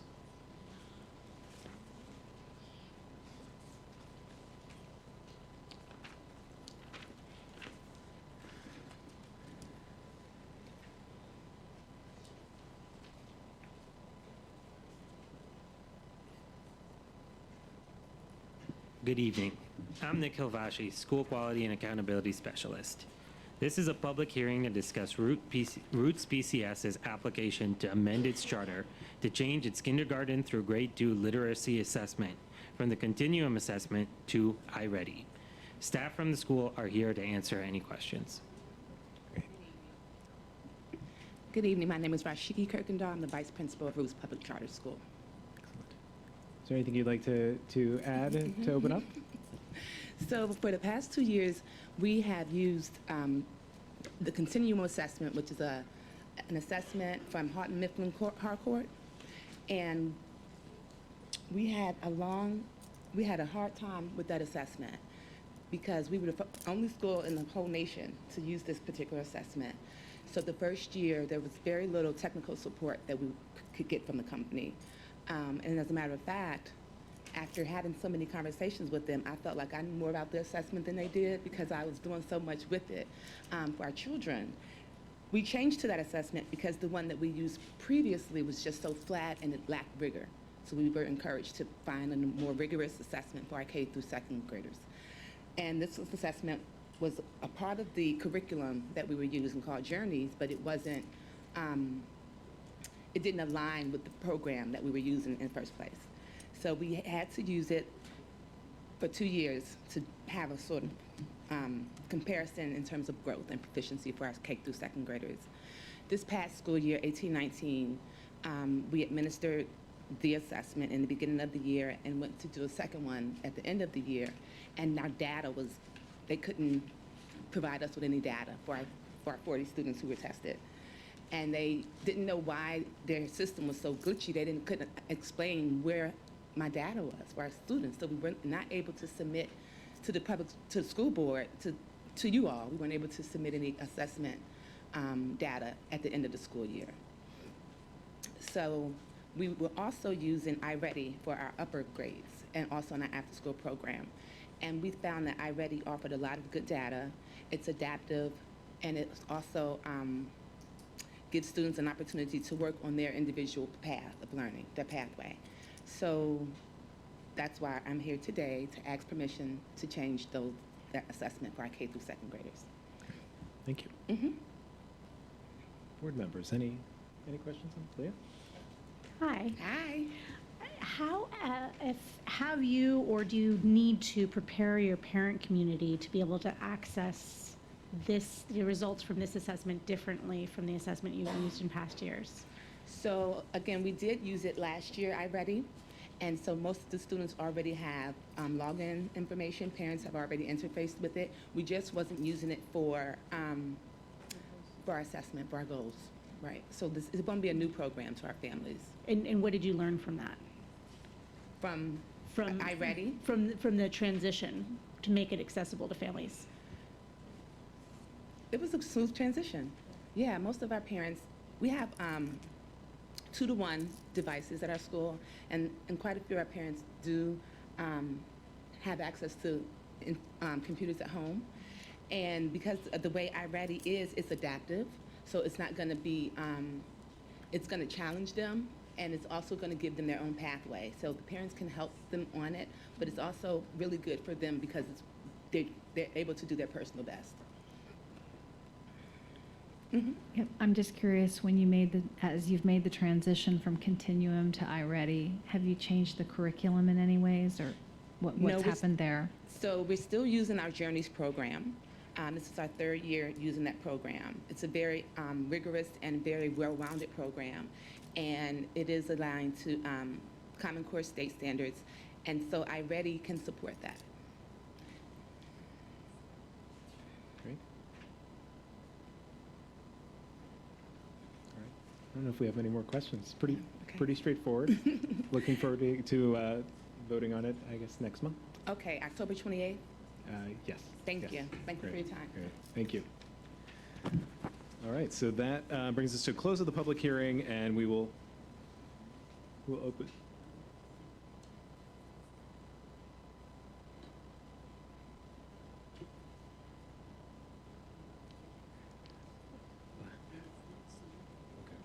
Yeah.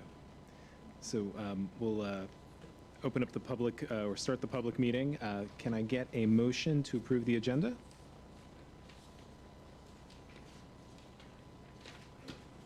I move to approve the September 16th, 2019 board meeting agenda. And can I get a second? Second. Got a motion and a second. All in favor? Aye. Aye. Saba? Great, thank you. Excellent. Thank you. We'll have another moment for public comment. Are there any public officials in attendance who wish to speak or be recognized? Okay. Oh, we've got two. Why don't both of you come up and we'll go.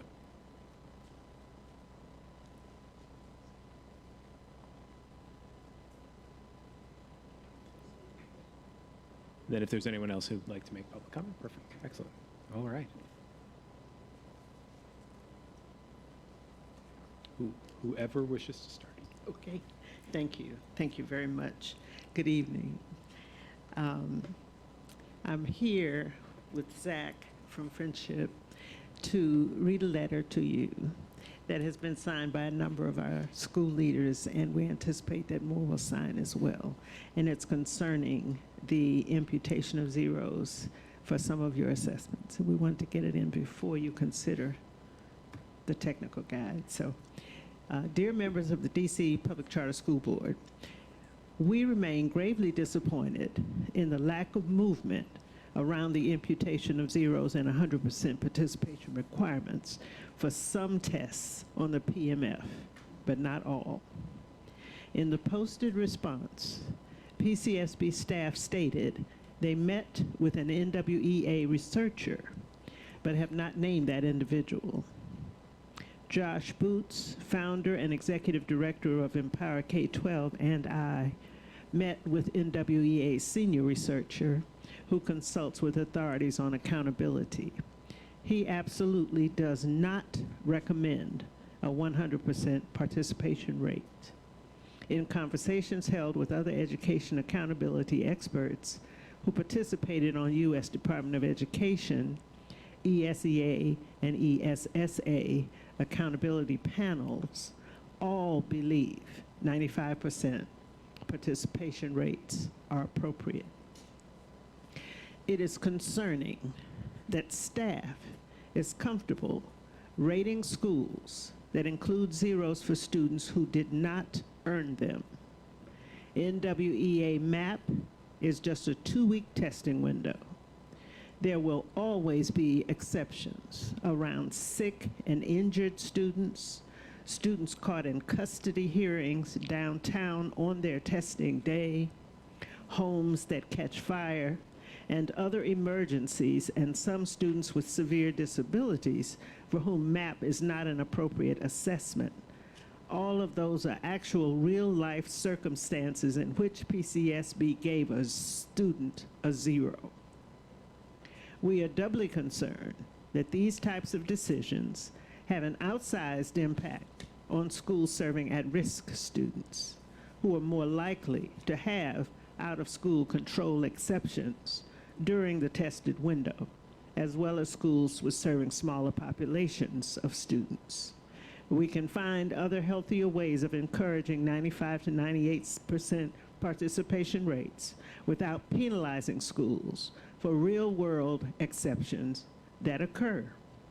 Empower K-12 has offered many of these alternatives. We have raised the same issue repeatedly with PCSB staff, and their responses do not address or resolve our concerns. With the agreement of experts from the assessment company and noted national accountability experts, we know we are not alone in believing PCSB must fix this practice as soon as possible. And for the children, a number of signatures. I have a copy of the letter that I can present. Thank you for your time. Thank you. Good evening. Thank you for your patience and the opportunity to allow me to speak. My name is Darrell Gaston. I'm currently the Advisory Neighborhood Commissioner for AB04. Most recently, I found out that DC Prep has acquired a 1.5-acre property in my single-member district, primarily behind my house, to build a charter school. It was brought to us originally by their realtor and by the development team that it was to be built for affordable housing. After they entered the contract negotiations, they then explained to me, as we was talking about DDOT and the ANCs, that they were building a charter school. I met with Ms. Law several times, and she expressed to me she had no idea what the ANCs were, and that she had to work with the ANCs. And for me, this brought me back to 5.5 years ago as a commissioner when Rocket Ship was before you, and they submitted an application with a forged signature of mine as an elected official, and they were still granted a charter school. And they did the same thing previously in Anacostia as DC Prep acquired property prior to getting approval before this board. The ANC has preliminarily voted against this location, but I know that the Charter School Board has not been formally notified by DC Prep of their location at 1619 Frankfurt Street, but we will be submitting that ahead of time to you all as well. DC Prep was supposed to show up at Furby Hope this past Friday because I worked with the deputy mayor to find other locations outside of land that DC was willing to give them. DC Prep did not show up on Friday for an exclusive walkthrough at a property that they asked the council member and myself for. We have been trying to work with them. They have told us over and over again that this location is not feasible for the charter school, but as of this morning, I got notified by DDOT that they submitted plans for their public space committee to build a charter school. And so I feel as though they're publicly saying that this location is not right and disrespecting the community and as the commissioner, but behind closed doors, they're still moving forward with building and school that requires a 5-foot retaining wall on 3/4 of the property because where they're planning to build is on a hill. For the neighbors who live in this community, they will have to, for example, wear clothes or t-shirts waking up because the proposed location is 50 feet from their houses. And so if you are an adult and you wake up and you have to not open up your blinds because you're going to have 400 kids possibly looking on your balcony, looking on your deck, or looking in your house, that's a particular issue. Ms. Laura has stated several times that she does not want to be in a community where the ANC does not want them, but they're still deciding to move forward with this property. Outside of that, their location is within 1/10 of a mile of 3 other schools. We have Moulton Elementary School, we have the Rocket Ship, which is in Woodland, we have KIP early education as well as their middle school, as well as a 400-seat early education daycare at Martha's Table. And so while I am a graduate of Friendship Charter Schools and I support high quality education, this site where it is in a residential neighborhood with 90% retired citizens is not the appropriate location, and it is showing the greed over real community engagement. I've reached out several times to Ms. Laura so that we can be able to have a working relationship, and it's always, oh, I didn't know this, I didn't know that. And when I reached out to Ms. Nicole Newman and got a copy of the application that was before you, and noticed that she'd been working with ANC 8A and working with ANC 8C regarding their 2-year location at Bernie, I then realized that she knew what the ANC was. And so I wanted to come here and at least begin the conversation with the board about the deceptiveness of DC Prep moving forward to buy a property. And then when we asked how much they were paying for the property, what their plans were, when they decide to buy the property, she said she had no idea. And the charter school board, their governing board and their financial committee had to vote to enter into a contract. And so when we asked for those meeting notices so we can get clarification about when the discussion started to happen, she denied us and said they're not available to give to us. And so I at least wanted to put that on the record. Next month, the Civic Association and residents will be coming here. I wasn't sure whether or not we will be given the opportunity to speak, but I am on board with helping DC Prep find a location for their school. I just think that 1619 Frankfurt Street is not the right location because of the tight parking restrictions, the 3 previous schools that is within the area. First of all, thank you for coming out and sharing that. If you have anything written, I know I think you've sent us some emails as well. So yes. So I appreciate your being in communication with us as soon as you've raise this as an issue. No problem. And tomorrow, when the ANC vote on the resolution for this particular location, we will forward that over to the board, just in case when they do provide the updated application for the final location for their middle school. Great. Thank you very much. Sir? Oh. Great. Thank you. All right. If there isn't any additional public comment, we'll move into our first set of votes for the evening. I think Nikhil, or where is he? Okay.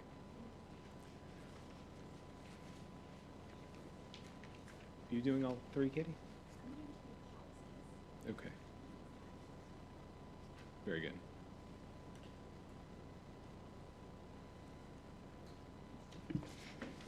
Hello, my name is Katie Damon, Senior Manager on the Fidelity Applications and School Climate Team. Tonight, we are asking the board to vote on revisions to the data and document submission and verification policy. These changes are being made to explain the process through which schools will comply with the school transparency policy, which was passed earlier this year. Schools can comply with the policy in one of two ways, by either posting all required documents to their own website or by posting a single link on their website that redirects to their school profile page on DCPCSB's website. Either way, relevant stakeholders will be able to access all documents by visiting a school's website. We received one public comment about these revisions, asking for more details about the timeline for posting and monitoring and about expectations for posting documents moving through DCPCSB's compliance review process. We made minor revisions to the policy to add clarity in these areas, and I'm happy to answer any questions that you have.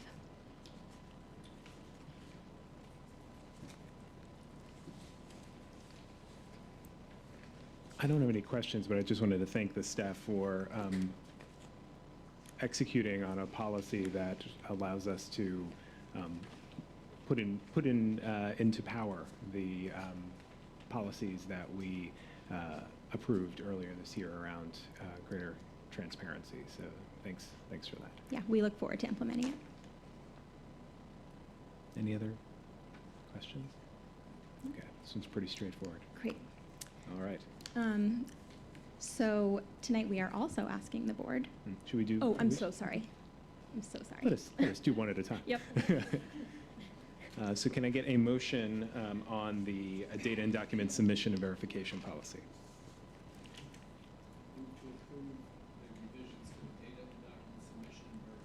Okay. Got a motion for Mr. Sandman. Second? Second. Okay, we got a motion and a second. All in favor? Aye. Aye. Saba? Aye. Aye. Thank you. Motion passes. So tonight we are also asking the board to vote on revisions to the admission preference policy and the student admission guidelines. Most of the revisions incorporated into these policies are updating outdated language and aligning policy with practice. The most substantive change outlines how LEAs may opt into a transfer preference, which will allow students a preference to move between campuses within an LEA or a network of member schools, such as DCI. This change is being made to align policy with practice. The new policy also requires schools to develop a student admission policy, an admission preference policy, which will explain which preferences the school uses and how they are implemented. I'm happy to answer any questions that you have. Great. I believe that Saba has a question on this. Yes, thank you so much, Katie, for all the work you've done on the policy. Just two quick things, I think, just to make sure everybody is on the same page on the, for the record. On the intra-campus transfer policy, that means that families would still go through the lottery and use the transfer, or can you just explain how the intra-campus transfer policy preference would work? Yeah, so the intra-campus transfer policy is still something that moves through My School DC. I don't believe that students have to formally re-enter the lottery. I think it works kind of as a feeder preference essentially, unless that there are more seats. More students than seats. So I believe it acts as essentially a feeder, but it still moves through My School DC, so it's all captured in My School DC's data systems. Thank you. And the second one is on the publication of this new preference policy and handbook. When will PCSB expect that to be printed in handbooks? Like when will the requirement go into practice? Sorry about that. Yeah, no problem. So we have already collected and reviewed school year 1920 handbook. So this would be implemented in school year 2021 handbook. So next summer. Okay, thank you. Any other questions? Jim?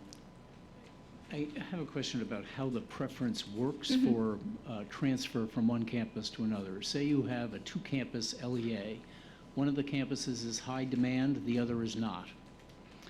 a parent applies for the low-demand school, gets in, and uses it as a backdoor to get into the high-demand campus. The next year, do they have a preference that allows them to trump everybody else who's entered the lottery? Yes, that's correct. Why? Because that is a preference that is something that is currently being implemented by my school DC, because the family got into another campus within the LEA. We have circumstances like exactly what you're describing happening in the city, and I think that part of a discussion that we had at last month's board meeting was around ensuring that those policies are transparent, and that's part of why we incorporated them into school handbooks, so that all families have access to the information and know that that's a potential pathway to get into a high-demand school. I understand the need for transparency, but what is the policy reason for permitting the transfer preference in the first instance?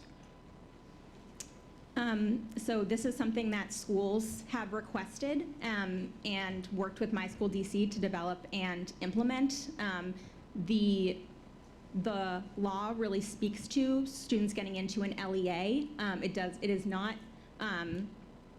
super specific about how preferences can work in between campuses, and so this is my school DC and PCSB interpreting some vagueness in the law to allow for intra-campus transfers. Just for clarity, an LEA, DCPS is an LEA, Yes.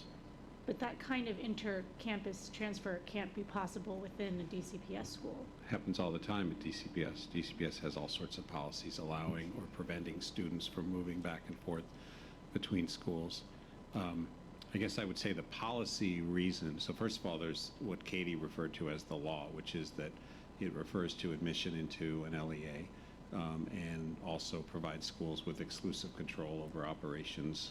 I would say the policy reason is that there are any number of reasons that a student might wish to transfer from one campus to another campus of an LEA.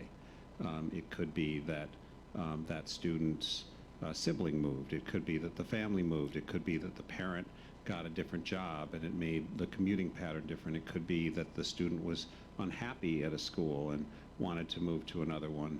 And then there's this, I'd say, small subset of cases where maybe a family is deliberately trying to game something by applying to a less in-demand campus and then moving to a higher demand. Our sense is that that's a very small fraction, and we don't want to be in the business of trying to police every single move within an LEA. We have deferred to the LEAs to do that, and are recommending that the board opt on the sake of transparency rather than trying to come up with the exact reasons that we would and would not permit a transfer from one campus to another.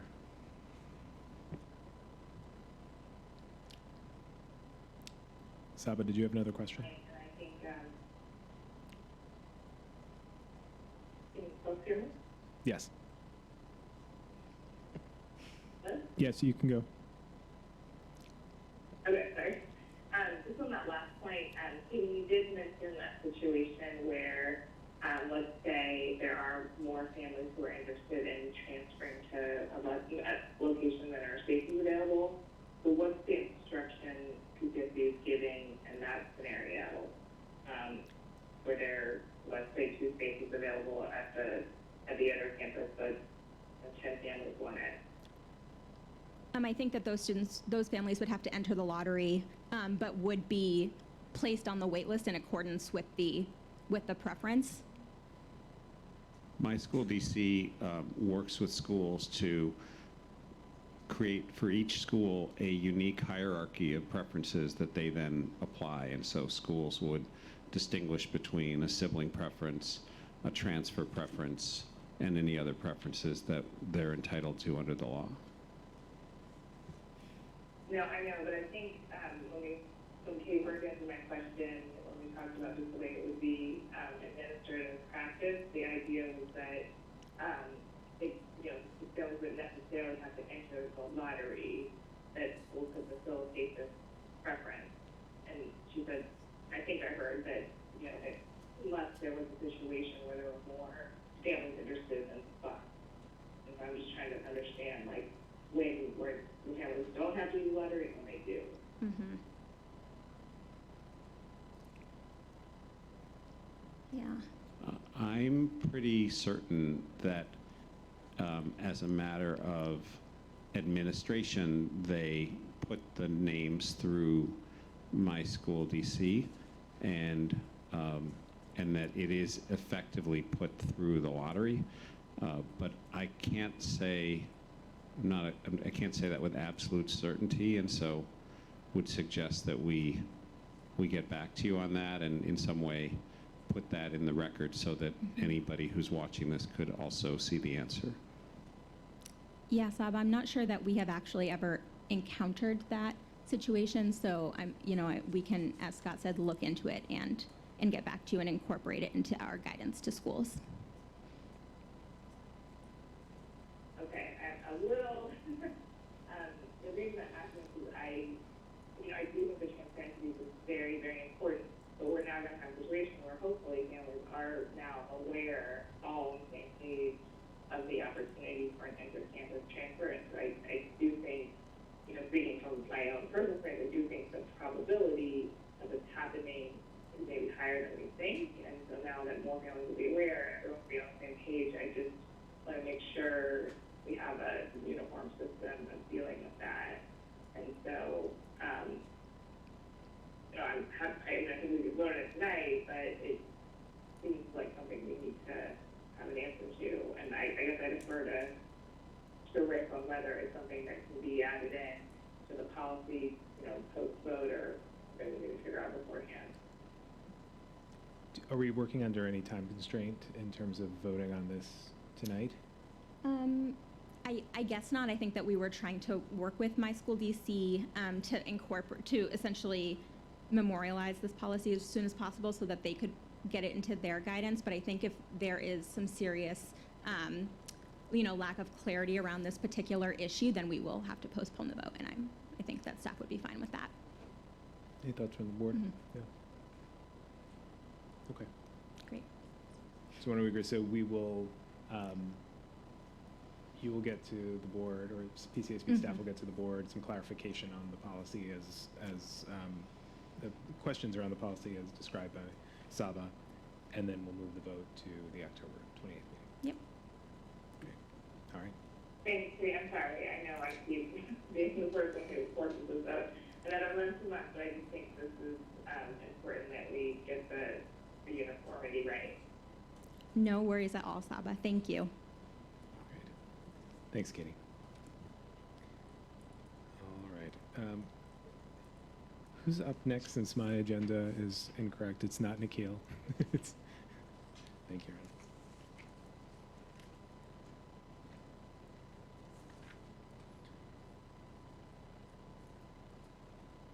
And you're here for both of the next two? I am. Okay, perfect. I think I'm close to bring you to a close. So first, the Elect the PMF as Goals policy. Hi, my name is Erin Kupferberg, Senior Manager of the Financial and Academic Quality Team. Tonight, we're asking the board to vote on the revisions to the Elect the PMF as Goals policy. The revisions allow the board to use additional discretion at the time of charter renewal. We received public comment from 5 individuals, which included the superintendent of education, 1 parent, 1 school leader, and 2 from charter advocate organizations. In response to public comment, we added clarification regarding the different standards applied to charter review and charter renewal. Some public comment requested PCSB to create an equity provision, which would allow for a different standard of review for schools with high at-risk populations. It is our belief that regardless of student background, all students under the right conditions can and will learn, and that the charter promise is that if a school has autonomy to choose curriculum, instruction, and staff, they can eliminate the achievement gaps. The PMF uses the state assessment and growth, and which does not contain hidden formulas that could cause unintended bias. We will continue to advocate for full funding for at-risk students to help schools obtain necessary resources, but we will not lower our standard for some students, some schools. I would also like to note that the elect to adopt the PMF as goals policy is a voluntary policy. Schools may negotiate their own goals with DCPCSB distinct from the PMF. Thank you. Any questions? Jim? So this is just a matter of the board's discretion. Meeting the alternative requirements doesn't guarantee that the school gets a pass, correct? Exactly. So at the 15-year renewal, and again then at the 30-year renewal, because that will come up fairly soon for some of our schools, if the school does not meet their goals, the board has the discretion before to implement a growth to see if the school has met a growth provision. In addition to that growth provision for schools undergoing renewal, we have also included the score of a 50 or higher in the most recent year, or a score of 3 stars on OSSE's ESSA accountability framework. Right, but those two alternatives are in the discretion of the board. It's not either one and the school automatically passes. Correct.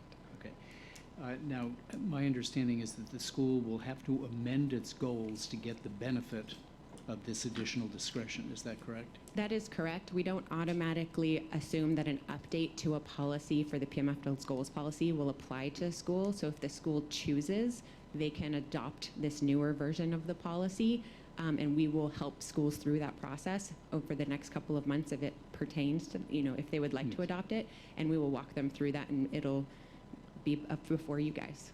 Will you be doing anything proactive to notify the 43 charter LEAs that have elected to adopt the PMF as their charter goals that this alternative is now available so that they can make an amendment if they want to? We will, and we will proactively potentially reach out in steps to schools that are up for renewal this year and then work with everybody. But our focus first would probably be for the schools that are up for renewal this year who already have the PMF as goals to see if they would like to adopt this new policy. Thank you. So just to put a finer point on it, so there would be 3 potential options for schools to have their own mission-oriented goals, PMF as goals 1.0-ish, we should call it, and then, because I don't think it's actually 1.0, or this option. Is that right? So our PMF as goals policy has had multiple revisions, and we actually do have a school that will be up for review, not renewal this year, but review that is on a previously old policy that is not the current average. So we have a few iterations. I see. So we really try when we're working with the standard of renewal or review, be very clear of which policy the school falls under.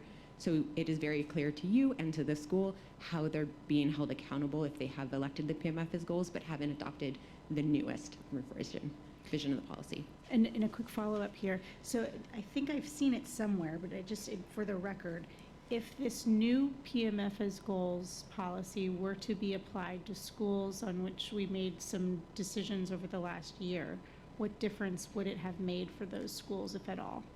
At this point, for schools that we've made previous decisions, and I know this came up when we opened it for public comment, it would not have made a change in a prior decision to this year. So schools that you made a decision last year on a renewal for that were PMF as goals, this policy as they stood last year, it would not have changed the decision or the outcome.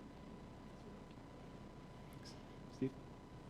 So just a statement and then a question. If you look at the evidence nationally and in Washington, D.C.'s charter sector, it's clear that there's a correlation between at-risk population and PMF scores. I think that's difficult to debate. And I think by not accounting for it in the PMF, we almost create a disincentive for schools to serve at-risk students. It's just harder to stay open if you have a high at-risk percentage. I do think that's something this board needs to work very hard to address in our evaluative framework. My question is, the letter that Ms. Edelin presented to us, to me, it seems quite reasonable. And, the list of leaders who've signed on to it is quite diverse, and these are some of the most respected folks in our sector. Why, excuse me? Sorry. So that letter has to do with the next policy. Can I? Oh, I'm can we- sorry. Then I will save wanna my. dig into I'm that. previewing my question for the Okay. next section. Reading your mind. I just had a statement to make then. Ignore my Okay, question. thank you. And I would just add, Steve, that I think we, with respect to any correlation between PMF and at-risk, where we do see schools with high at-risk populations doing well on the PMF, also unbundling that and understanding that. We don't see schools with low at-risk populations doing poorly on the PMF. So we don't. So Yes, we do. Really? Which, if we look Shining at Stars, Breakthrough okay, Montessori. there's one out of 123. But everybody can, have opinions, but I think it is it's a very difficult empirical case to state that there isn't a correlation between the percentage of at-risk students that a school is serving and the PMF score. I think I'm frustrated that we're even arguing that. We can talk about why that is, but many of the people in this board get frustrated when the schools with single-digit at-risk populations come before us and ask for expansions because they have really great PMF scores, and they get funding and they get accolades, but they're not serving the students in the city, right? So it's hard for me to entertain the notion that there isn't a correlation between these things. I think it's obvious, and I think it's something that this body has to address if we're going to create a system that's equitable. We should not have disincentives to serve the 50% of kids in charters who are at risk. And I feel like the PMF does, in its current state, not incentivize operators to do that. And I think this is the right body to have that conversation. And I think as we've talked about, both in sort of the addressing of some of the feedback that we've gotten, and the conversations that we anticipate across the next year, that we will dig into that. All right. So on the adopt the performance management framework as charter goals policy, can I get a motion? I move to approve the revisions to the elect to adopt the PMF as charter goals policy. Thank you, Mr. Salmon. Can I get a second? All right, got a motion and a second. All in favor? Aye. Saba? Aye. Excellent. That motion passes. So now we can turn to the policy and technical data. Yes. Next, we're asking the board to vote on the revisions to the 2019-20 Performance Management Framework Policy and Technical Guide, or PMF Guide. We received public comment from 4 individuals, which included 1 school leader, 3 former charter advocate and 3 charter advocate organizations. One notable change made based on public comment and task force feedback was not to adjust the weights for the 3-class pre-K assessment domains. Instead, we will use the business rules already in place in the technical guide to recalculate the floors and targets for the measure per the calculations.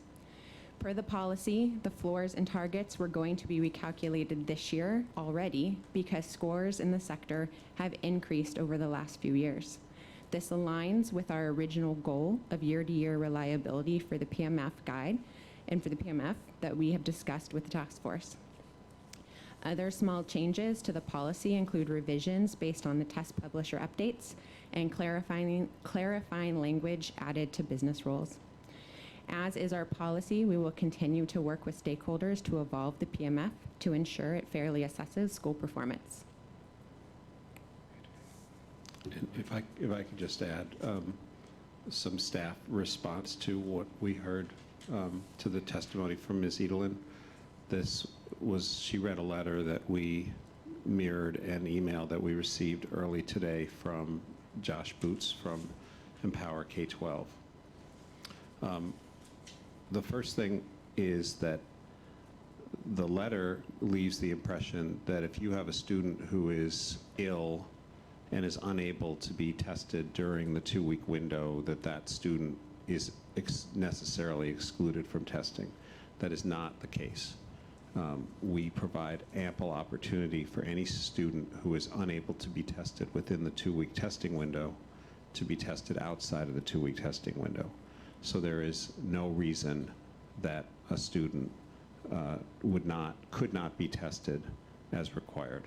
And the second thing I would point out is that in the most recent year, 99.3% of eligible students were tested by schools.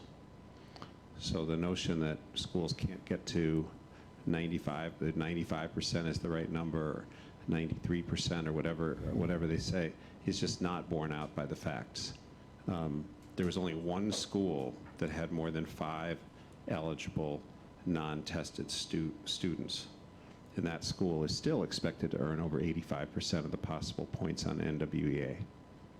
When we look at the relative performance of students on NWEA and the PARCC, and NWEA is only given to younger students for schools that don't have enough grades to be measured, where growth is measured by growth on the PARCC.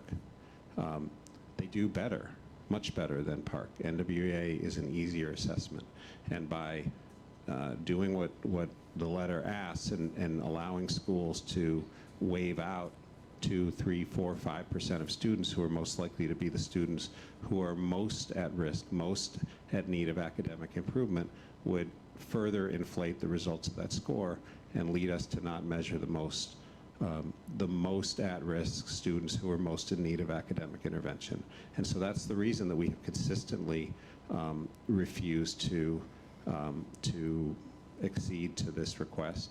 And we have, I don't appreciate the implication that we're somehow being inaccurate or false in saying that we spoke with folks at NWEA. We did. And the position that we heard is that they don't have a position on whether you need to require all students to test. But we feel that for integrity in the system, that all students should take the test. We provided ample accommodations so that all students can take the test. And we have lots of evidence that all students are able to take the test. I just wanted to add a little bit to what Scott said.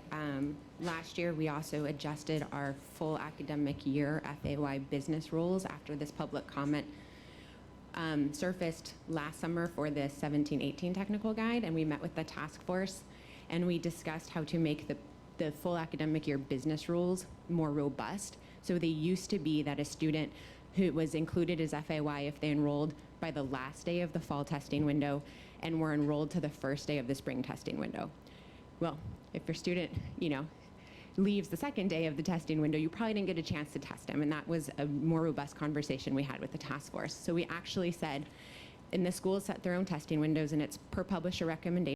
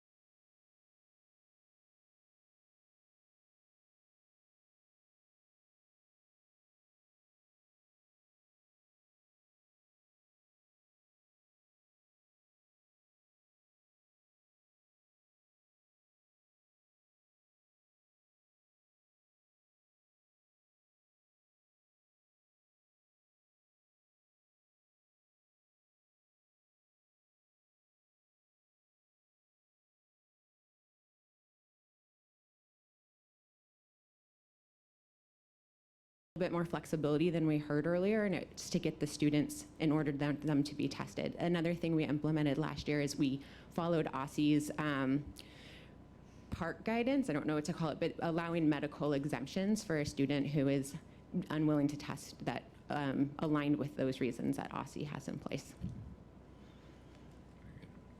I will say that when we spoke to our task force about this last October, this conversation, not every school was in favor of a change.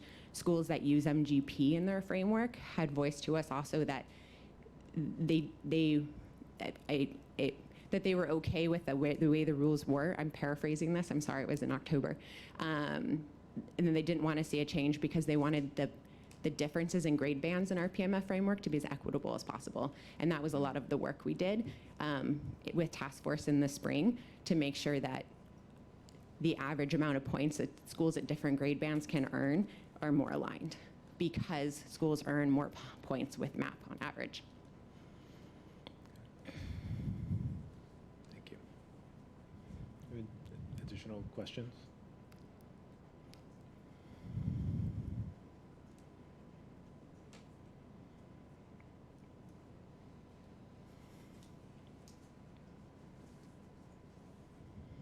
All right.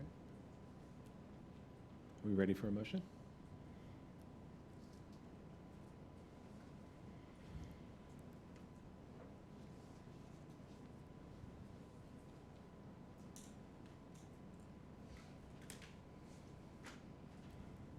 Do I have a motion on the PMF policy and technical guide? I move to approve the school year 2019-20 PMF policy and technical guide. Got a motion on the table. Do I have a second? Second. All right. I have a motion and a second. All in favor of the motion to approve the school year 2019-20 PMF policy and technical guide? Say aye.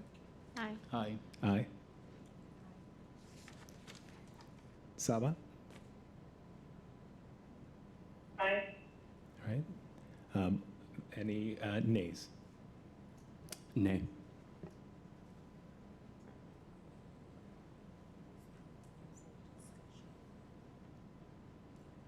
Do you want to put a different motion on the, we have a motion, so motion on the table, aye or nay?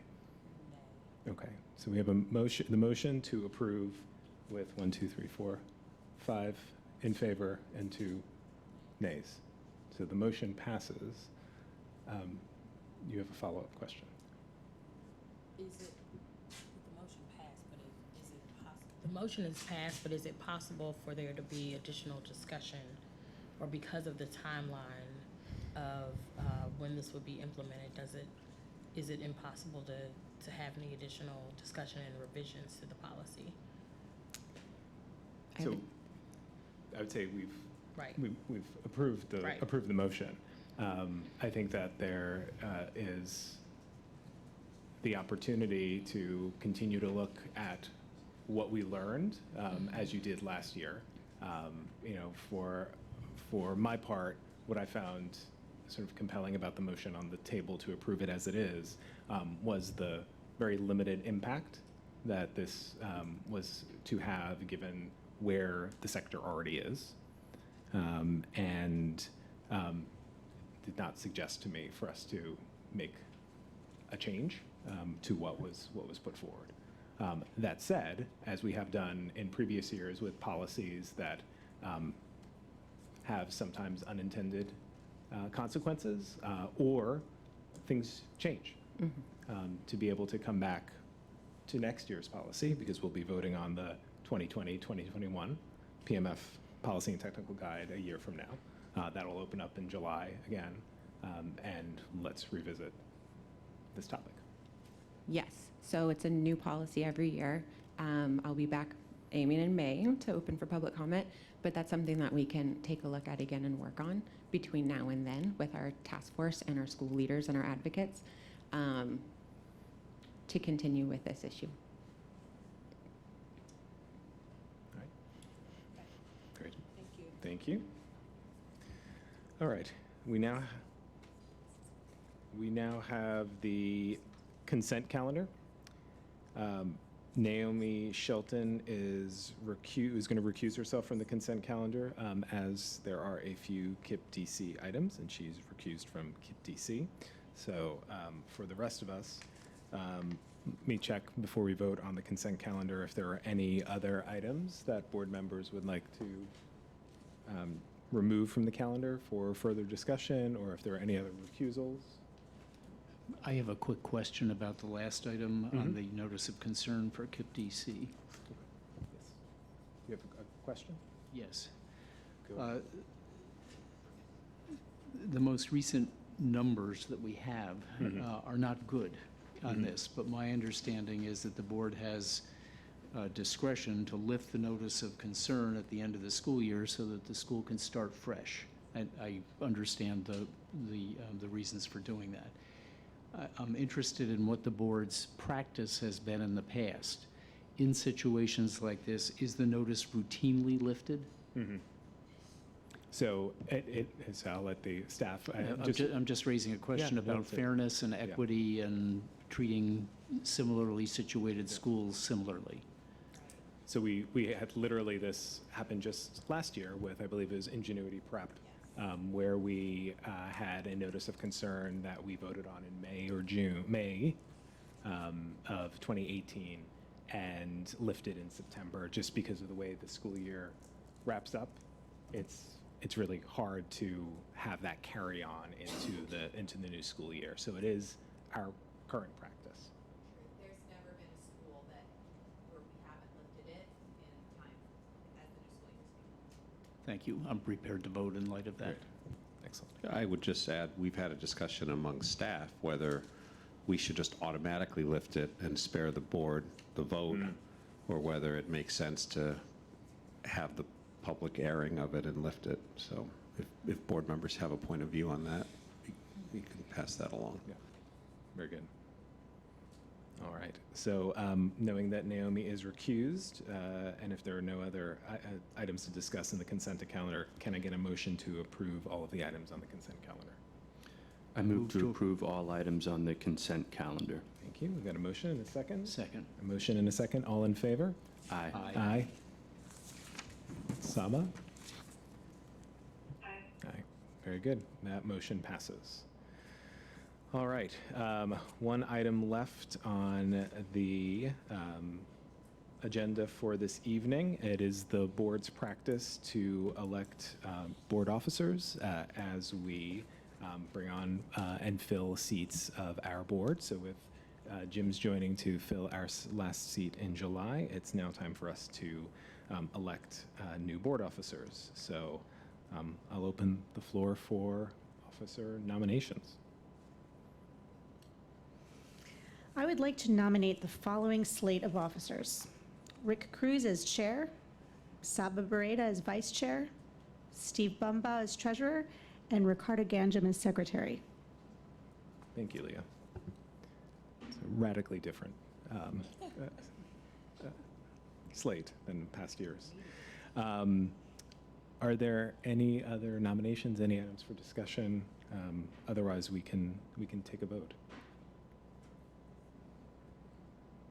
Okay, for the record, the nominations are Rick Cruz, myself as chair, Saba Barreda as vice chair, Steve Bumbaugh as treasurer, and Ricardo Ganjam as secretary. All those in favor? Aye. Aye. Aye. Saba?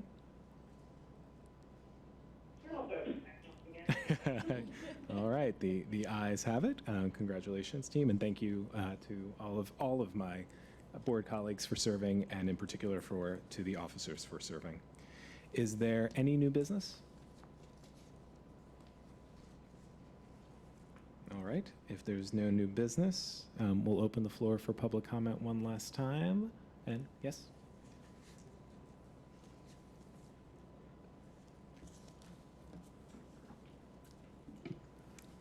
Good evening. Sorry to close the evening out this way. I'm sure everyone wants to get home. My name is Zach Morford. I work at Friendship Public Charter Schools and was involved in the crafting of the letter about the imputation of zeros on the NWEA map. And Scott, I'm sorry that you and the staff feel that we were intentionally misrepresenting your work and your opinions. The staff has done a lot of hard work with the task force to add flexibility into this metric. Our goal, as you presented it, I think is not accurate. It is not to have fewer and fewer kids test. It is not to avoid testing those most at risk or those most vulnerable.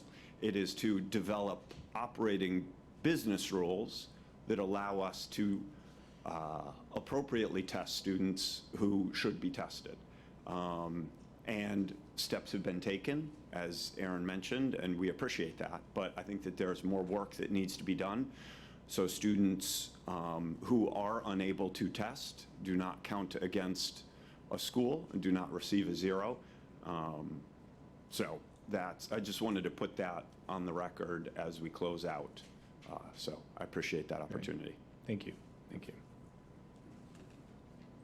All right. Oh, sure, Ramona. Just quickly. It's already on. I just wanted to clarify, Scott, we were not saying that your staff did not speak to NWEA, and I'm sorry you took it that way, but we did. And he made it absolutely clear to me that no one that he's aware of would have made such a statement. And that's why we recorded it the way that we did. Thank you. Thank you. All right, if there's no additional public comment, I will take a motion to adjourn.